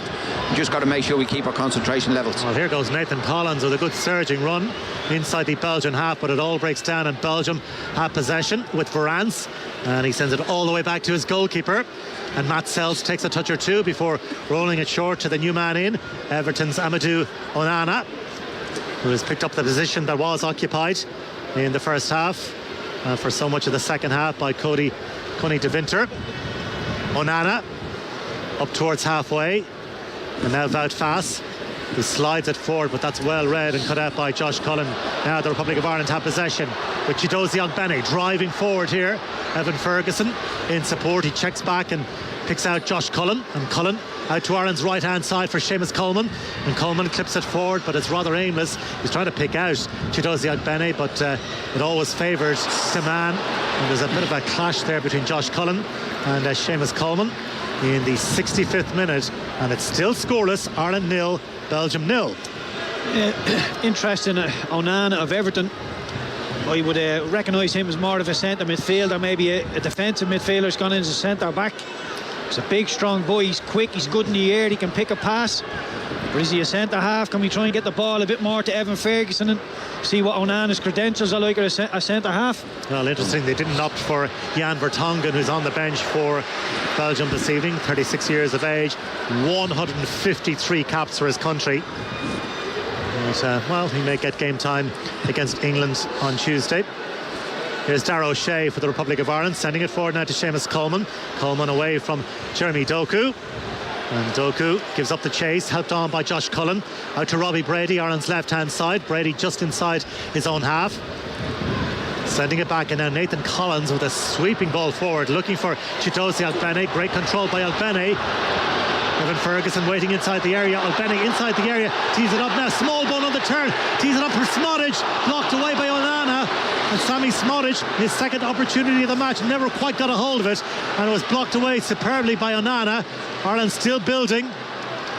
Small ball involved once again. Here's Smodic just outside the area, wide left position, delivers across towards the back post. Coleman is coming in, and it's seen behind, and it'll be an Ireland corner kick. Yeah, it's good play again. Ogbene crossed it. The three of them could have shot. Ogbene could have got a shot away, didn't he? Roll into Smallbone. He could have got a shot away. He shifted it to Smodic, but he never really got hold of it in a really good position. His eyes would have lit up right in front of the goal, expecting him to hit the target. But good play again from Ireland. Brilliant from Ogbene. He just goes at the man, leaves him for dead, shifts it to Smallbone. He can't quite get the shot off the Smodic. The Belgians do enough, but that's good, intelligent play in around the 18-yard box from Ireland. Here comes the corner kick to be taken by Will Smallbone. Holds the left arm aloft this time. That's the signal. And the Southampton man delivers towards the near post, and in the end it goes behind. Darragh O'Shea trying to get something on it. Ogbene initially, and Darragh O'Shea with a rather well, it was in the end a scuffed attempt, and it goes behind for a Belgian goal kick. So halfway through the second half, and still we awaited the breakthrough at the Aviva Stadium, but it's been a pretty lively contest, you'd have to say, and Ireland has certainly had the better of the chances in the match so far, as Onana sends it forward to Luka Bakayoko, and Smodic is there to pick it up. Now Robbie Brady, and Brady sending it back to Darragh O'Shea, and O'Shea all the way back to Caoimhín Kelleher, and Kelleher inside his area, off to the left hand side to Darragh O'Shea. And Shea has scored one goal so far this season for Burnley. It was a bullet of a header against Liverpool at Anfield a couple of months back. Varane's losing out to Josh Cullen. Now can he get Ireland on the front foot? Ogbene inside the centre circle, away from Vermeeren. Manages to ride the challenge. And now Smodic floats it out to Ireland's right-hand side. And it looked like Seamus Coleman had the ball under control, and it just ran away from him. Yeah, just takes his eye off the ball, Seamus. It's unlucky. I'm just looking down below me. Paddy McCarthy's having a word with Mikey Johnson. Jason Knight as well. Look like he'll be coming in pretty soon. So a couple of changes on the way for the Republic of Ireland here at the Aviva Stadium. And as it stands, it's goalless. Live coverage of Ireland against Belgium on Saturday Sport were extended this evening until 7:30. So plenty of reaction on the way. The various events of the day, which of course includes that impressive win for Kilkenny over Limerick, 317 to 115 in the Allianz Hurling League semi-final at Páirc Uí Chaoimh. As the Cork man, Caoimhín Kelleher, clears, of course, defeat for the women's team in the Six Nations, 38-17 in Le Mans a little earlier this afternoon. Ulster beaten by the Sharks in the URC. The subs will be interesting here as well, because you're looking at the moment, you're probably looking at Smodix, maybe not Ben. Does he freshen them two up there, just playing sort of in that inside left inside right position with Mikey Johnston and Knight. Both of them will want to get forward and run. Johnson more of a winger, so but can come in and play narrow as well. The way they've set up the team, our wide players have played in off the line more so than in really wide areas, so I'm just wondering, will he freshen that up, get a little bit more legs up to Evan Ferguson, and Adam Ida looks like he's coming on, so it might be the front three completely coming out, I would think. Yeah, Adam Ida, Mikey Johnston coming on, and so too is Jason Knight. Substitution for Republic of So Ireland. off goes Chidozie Ogbene. Evan Ferguson is also making way. So Jason Knight back in harness. And number 9, Evan Ferguson. Confirmation, Evan Ferguson Number 10, heads off. So it's Ida for Ferguson.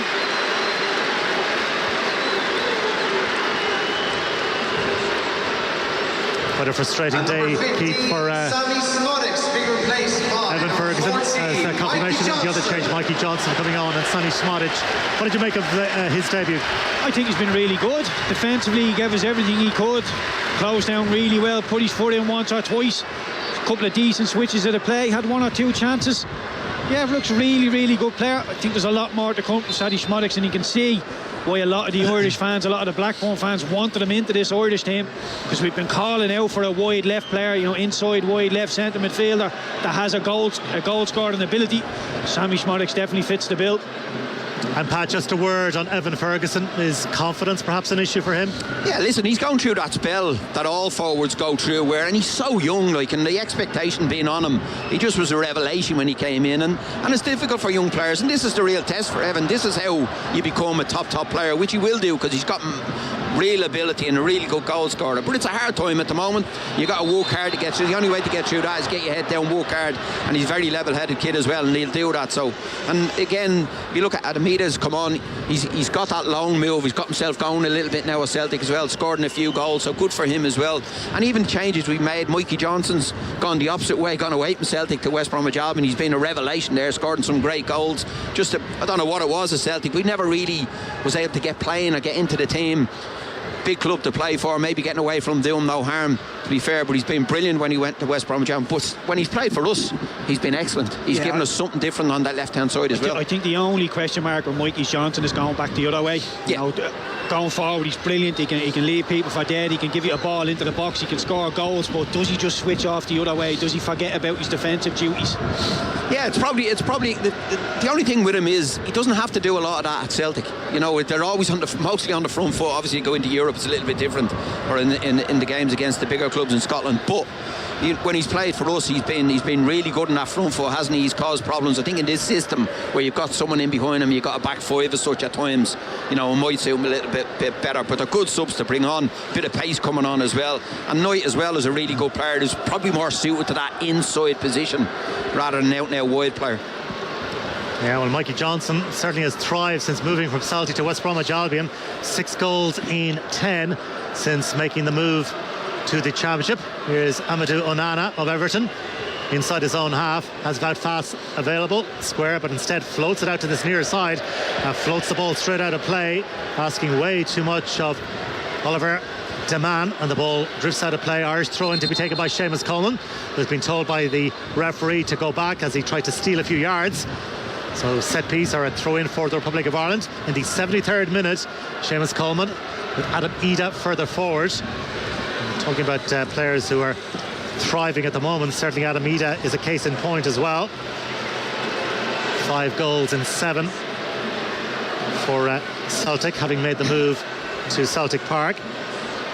So his confidence is up at the moment. So he'll fancy perhaps something if it falls his way this evening.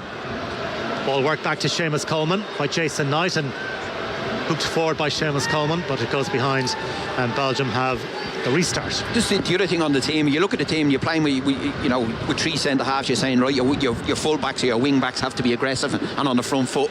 But our two wing backs have been really good tonight, but they're not the quickest, but they're very, very clever, and they use the ball. Seamus has had his handful in both halves, Poku and Trossard in the first half. Robbie Brady on the left hand side has been really good, used the ball really well. So just interesting, we get into a back five fairly quickly at time, and even when we're attacking, we end up nearly with a 4. Whatever side we're attacking on, the opposite full back comes in and nearly makes it secure. So we're a little bit more defensively secure than I think we've been previously. Yeah, and I think Cullen and Smallbone, the distances between Cullen and Smallbone and Omabemidele and O'Connell's and O'Shea, they've been a lot less. They've been checking their shoulders. They're not just running to press the ball, they're checking their shoulders before they vacate that space, and you can see they're thinking about the press. You see Cullen now looking over his shoulder telling Darragh O'Shea, you go. O'Shea said, no, you do it, I'm staying where I am. And you need the sort of communication on the pitch. It looks like we've gone up a level. Well, here goes Luka Bakayoko down Belgium's right hand side, blistering pace as he drives inside the area, and the pull back, and Cleveland Keller makes an excellent save.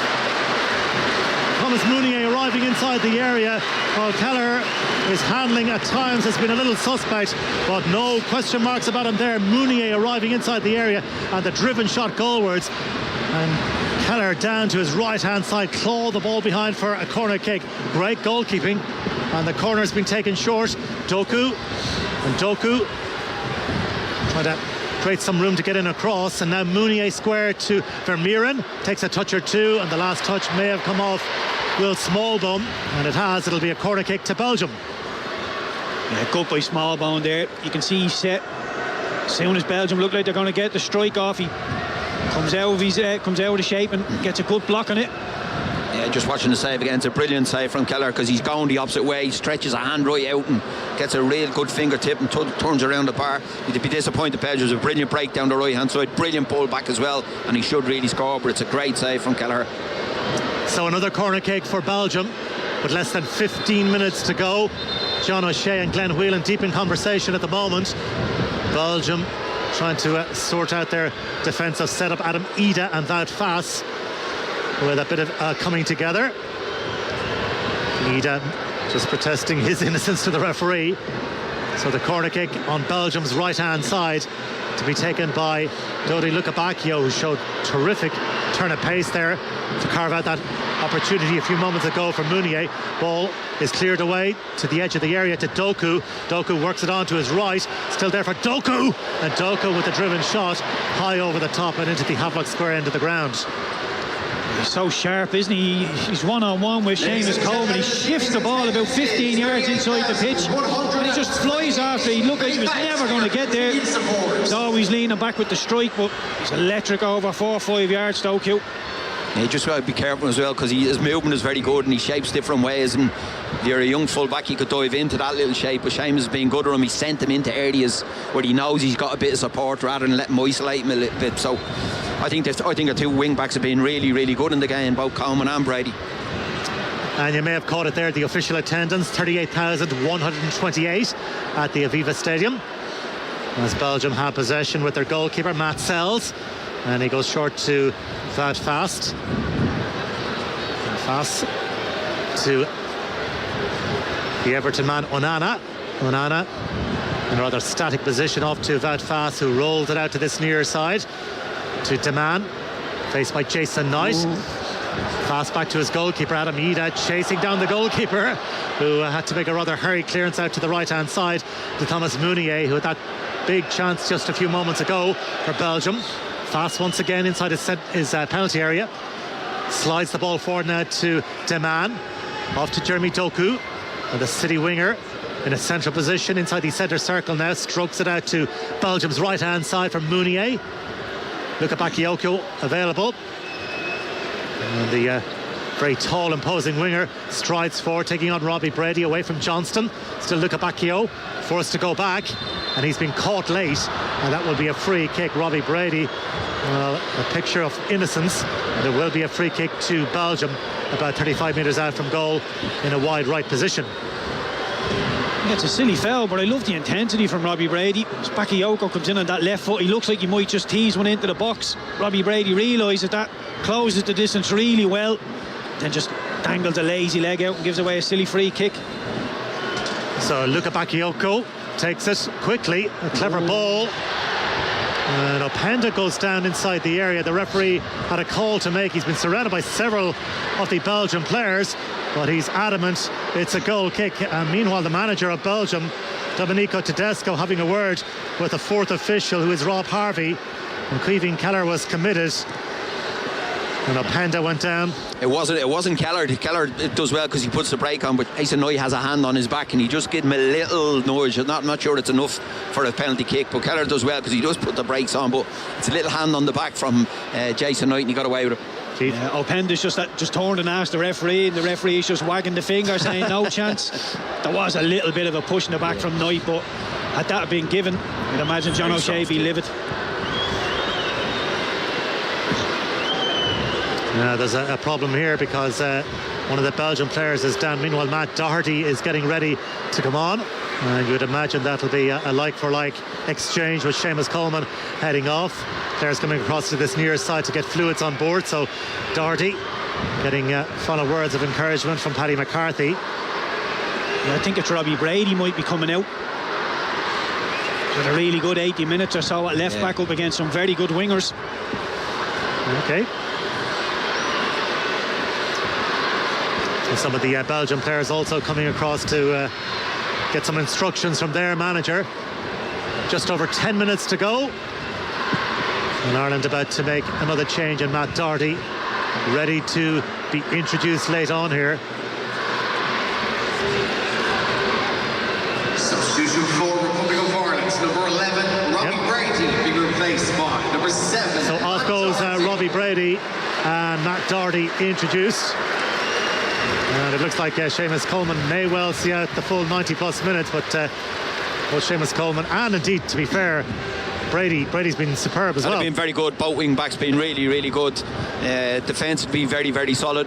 Seamus, we haven't seen too much of Seamus going forward, which you didn't expect because his hands has been full all evening. But on the other side, Robbie Brady, when he has got into that position, he hasn't been clever. He's just put the ball into good areas with that lovely left foot he has. Matt Doherty's gone in. We've seen him playing left wing back previously as well. So he should be comfortable on that side of the pitch.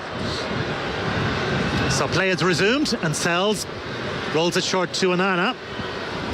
Ireland and Belgium have met 8 times since 1980, and the team in green has won absolutely none of them. 5 draws and 3 Belgian wins, and it looks like we could be heading for another draw. Ireland's last victory, by the way, against Belgium back in 1966, a 3-2 win in Liège, with Noel Cantwell scoring twice, and Johnny Fulham, the great Johnny Fulham, also on target. So Cantwell with a brace and Fulham with the goals back in the 60s. As Luka Bakayoko goes driving down that right-hand side. Plays with Sevilla these days, but he overruns the ball. Luka Bakayoko, who also had a stint at Watford, well defended by Matt Doherty. Yeah, he looks dangerous, doesn't he, when he opens those big long legs, breaks into a stride. See how quick he is, but Doherty does well, just shepherds him down the line. Heavy force touch, runs out over the end line.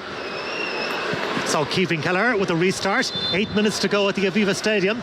And Belgium are going to make a change. Matt Sells, the goalkeeper, is going to be sacrificed, and Thomas Kaminski is going to come on for his international debut. So Kaminski in, and off goes Matt Sells, who, well, I know, Pat, that the penalty was rather scuffed, but credit the goalkeeper, got a hand to it to keep it out. Yeah, listen, you can't blame the goalkeeper, and I don't think it's a great strike from Evan Ferguson, but he's done okay tonight, the goalkeeper. It's not an easy one for a goalkeeper coming on 10 minutes ago, and it's a cold night. He's been sitting around, and it's a difficult one, so hopefully we might be able to catch him cold. Yeah, I think the Belgian manager's just trying to give him a little pat on the back. Doing really well at his club. Give him his first cap debut. So play resumes. Mikey Johnston off in chase. Mounier sweeps the ball to safety up towards halfway. Luke Bakio jousting for possession. Smallbone got something on it. Matt Doherty with the header into a central position, sent forward by Varane. Nathan Collins gets it under control and then just balloons the ball downfield. Onana has a situation to deal with, but deal with it he does. Back to his goalkeeper, the newly arrived Thomas Kaminski. I've liked that about the Irish team as well. Pat, see the bouncing ball there. There's small bones in the middle of the pitch. The ball bounces. It's a 50-50 ball. He doesn't try and take it down and find a nice pass. He just lifts it up over the top. Yeah, really clear thinking. Doesn't invite any pressure.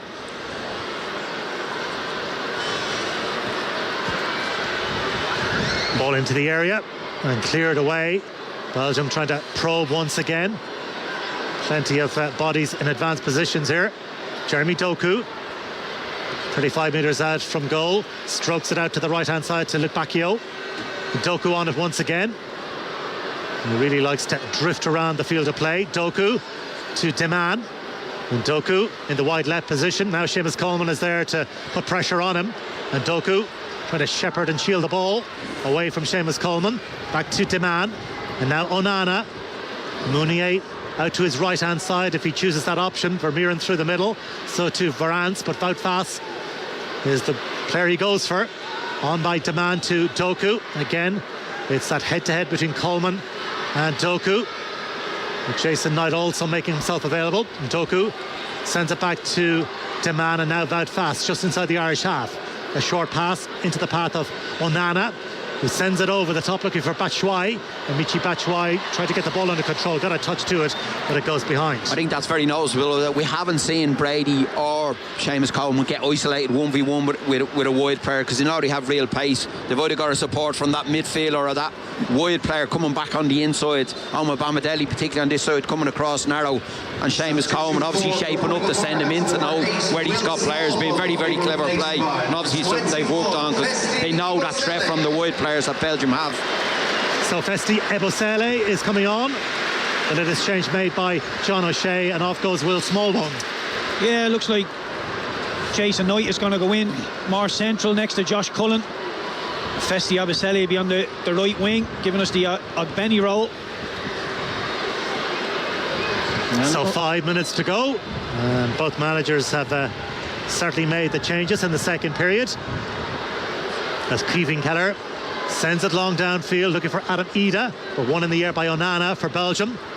Mounier trying to win it back at the expense of Mikey Johnston. Varane sends it forward up towards halfway. Luc Bacchio loses out to Josh Cullen. Back with Nathan Collins, who just prods the ball forward looking for Adam Ida. Bit of a coming together between Onana and Adam Ida. Little break here now. Ida doing really well in a central position. Feeds it wide for Ebosele. Festi Ebosele trying to take on Deman, but Deman wins that particular duel. And Doku goes to ground under the challenge to Seamus Coleman as the ball squirts out of play, and it will be a throw into the Republic of Ireland.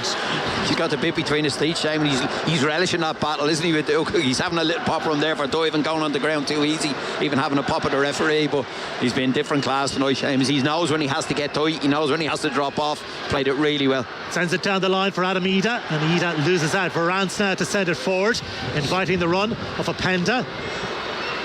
And Cleaving Keller a long way from his goal. Omar Bamadelli just helps it on his way into the Belgian half. Picked up by Onana. Vermeeren. Well, that's loose straight to Ebosele. 35 metres out from goal. Ebosele driving inside the area. So Ebosele, and his attempted cross-come shot is blocked away by Wout Faes. Yeah, just thought Ebosele could have done a little bit more. Wout Faes doesn't want to come over to him too much, because he knows he'll just knock it and run past him. Very, very loose. Just looked a little bit short on ideas there. The Belgians recover well. Once he backs him up into the box, he's got to keep going, hasn't he? He's backed up, like you say. He doesn't want to come out and engage him. Keep going. Always looked like he wanted on his right foot, and he didn't look like the left foot was an option. So Coleman with the throw in near the corner flag to Adam Ida. Ida doing his level best to keep the ball in play, and he's managed to draw the corner kick. Good work by Adam Ida. Corner at the expense of Oliver Deman. Tell you what a reward this would be if he put the ball in the back of the net from here. I honestly don't think the Belgians could give out about it too much. They've had the lion's share of the ball. I think we've looked more dangerous. Just over 2 minutes to go of the regulation 90. Corner kick for Ireland on the right hand side to be taken by Mikey Johnston, and the crowd in the south stand just trying to lift the team for one big effort. Corner towards the near post. Adam Ida just didn't quite get anything on it. Ebosele to send it back in, but he's gifted possession straight to Michy Batshuayi, and now it's Doku with Luc Bacchio just tearing forward through the middle, so too is Openda, but Doku with a good strong surging run, and then a way too heavy of a pass out to the right hand side looking for Mounier, and it goes out of play on the far side. I'm actually glad he tried to pass that, because when he came inside there I thought he's going to hit this. He's in onto his right foot. I thought he's going to hit it. He's a strong wind behind him as well, but he tries to pick out a pass right on the far side of the pitch, overcooks it thankfully for us, out for a throw in. Yeah, made Oma Bemedele and O'Connell's Collins' job easy as he cuts inside. You're thinking as a centre half, please don't run at me, please don't run at me, and he didn't. He passed it. But Belgium have possession once again with their goalkeeper from Luton Town, Kaminski. And Kaminski rolls it short to Wout Faes, and Faes halfway inside his own half rolls it short to the Everton man once again. Onana playing in that defensive position. Now Faes out to the left hand side to Deman with Doku in support, but instead they recycle it through Faes. Onana inside the Irish half now.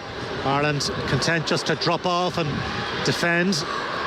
Wout Faes inside the centre circle, sends it out to the right hand side with Bakayoko, with Mounier in support. Vermeeren through the middle.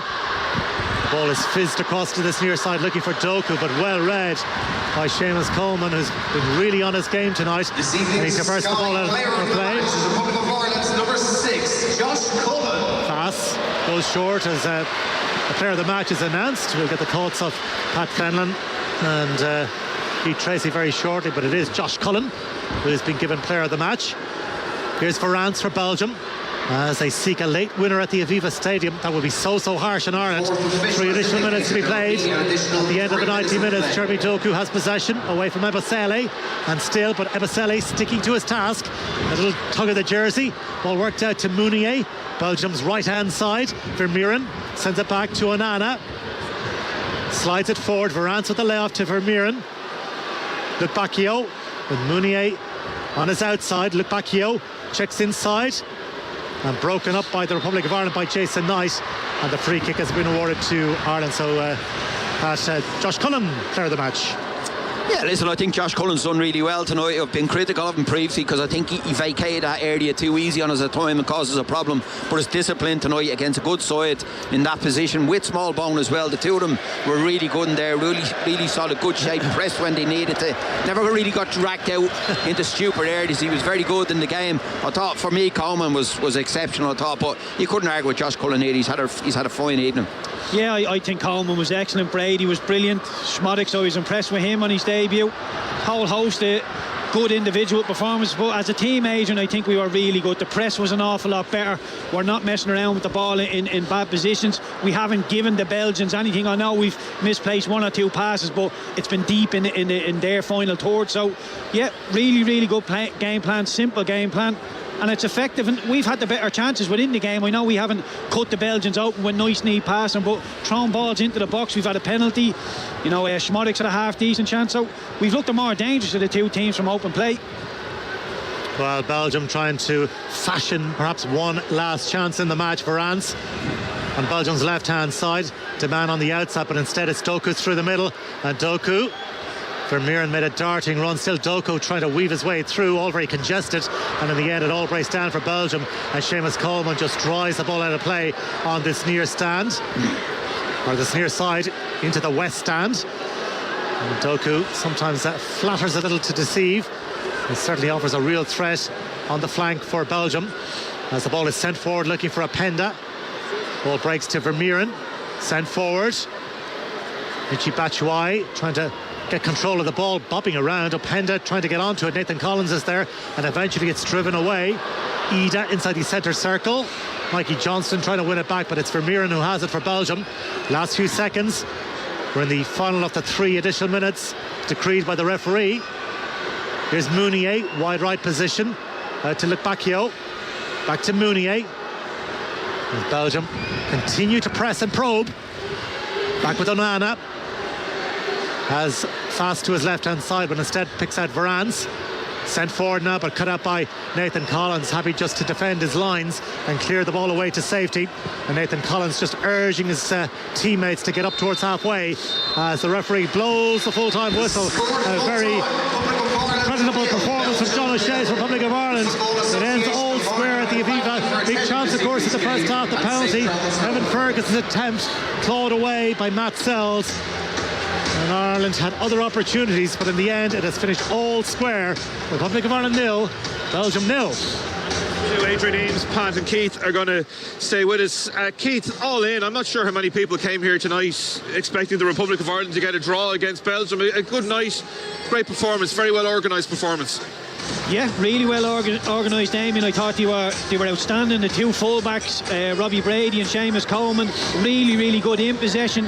Maybe Brady gave us a little bit more going forward, but as Pat said, Seamus had his hand full with the talented wingers he was up against on the night. So the distances with Cullen and Smallbone with the centre halves were really good.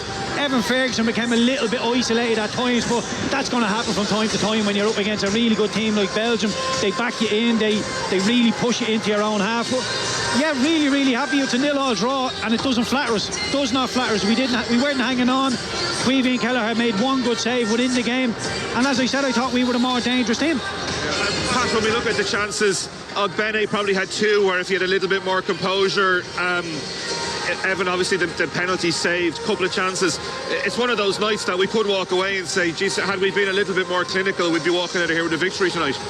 Yeah, I don't think anybody would have complained if we had nicked the game, because like you say, we probably had the best chances in it, particularly with the penalty kick. You get penalty kick in a game at this level of football, you want to be sticking them away because you don't get loads of chances. But I think the performance would be very pleasing. It's like we said at the start, it's a bit of an unusual night. You know, the performance from the players, the shape of the team. There's a few interesting points in it. When you play with, like I said earlier on about the wing backs, you know, to pick Robbie Brady and Seamus, who are not going to give you loads going that way, but then to play with the two wide players inside narrow, they nearly have a box in there to get support up to Ferguson. It's clever in the right. We know we're going to have to defend well. We defended as a 5 for a lot of the game. Even when we were attacking down one side, we defended as a 4. So the shape of the team is really good. The only thing I'll say is we've been here before with friendlies, and the tempo of the game is so much different to when it comes to really matter. And again, we don't know who the manager is, so it's a little bit, I won't say false, it's a good performance. Team is set up really well. We created chances in the game and we look very solid, and we haven't looked solid defensively for a while, and we did tonight. Does that come down to the continuity that exists between the fact that, you know, John was obviously part of Stephen's backroom team, Stephen Rice, who is now up here with doing analysis stuff, was a very big part of the warm-up before the game, that they seem to have done so much structural work in a very short period of time?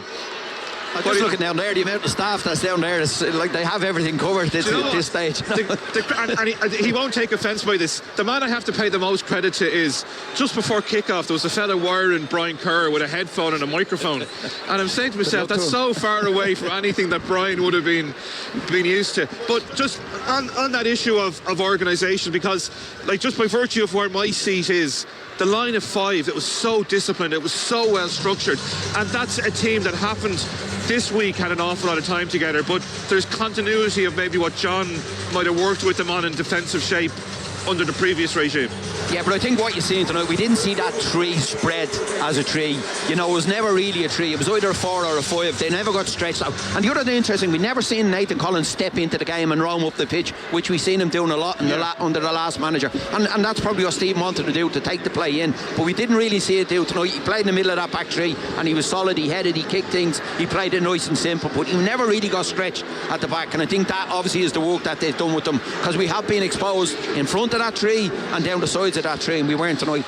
I don't want to be a buzz killer, but we do have to say we started the night as a Belgian B team. It got diluted somewhat as the game progressed, but in 20 years time, when we're looking back at this, the annals of history will say John O'Shea, first game against the 4th ranked team in the world, and he got a draw. Yeah, look, it's a draw. You can be a little bit disrespectful and say it's a, you know, the B side of the Belgian team because Lukaku, De Bruyne and Courtois are not here, but look, it's still a talented squad, and on paper they are an awful lot better than us. But I thought you were excellent, and I think you can see Glenn Whelan's input into this Irish team straight away. As a defensive midfielder himself, over 90 caps for Ireland, Cullen and Smallbone looked an awful lot more disciplined all of a sudden. They weren't just going roaming. They were trying to get us ticking, trying to get us playing. But any sort of 50-50 ball, they weren't messing about with it. They were not getting caught. And the distances behind them was an awful lot better. And I'm sure there's communication coming from the centre-halves. Paddy McCarthy will be demanding it, as will John. And every department looked a little bit better. Can I ask you a question I asked Pat in the press room downstairs? Do you believe that's the backroom staff for whoever the next manager is? I think so, yeah. I don't think he'd be going too far away from it. Personally, I hope Brian Kerr stays within the FAI. I think somebody of his knowledge and wealth of experience, and he knows every single player within Europe. You can throw anything at Brian and he doesn't have to swan off and Google it. He knows absolutely everything, and I'm very, very hopeful that he stays in the door. John O'Shea, Paddy McCarthy, two young up-and-coming coaches / managers, and obviously Glenn knows what he's doing in there as well. So it's an exciting one, but this is a friendly. We have the Swiss again on Tuesday, another friendly, and I just hope there's not, a new manager bouncing and all of a sudden it will level out and just go back to the old way. So I'm very happy with tonight, but not getting too carried away with it. Okay, listen, much more to come from Keith and from Pat. We've got a quick break to take. Back in a moment.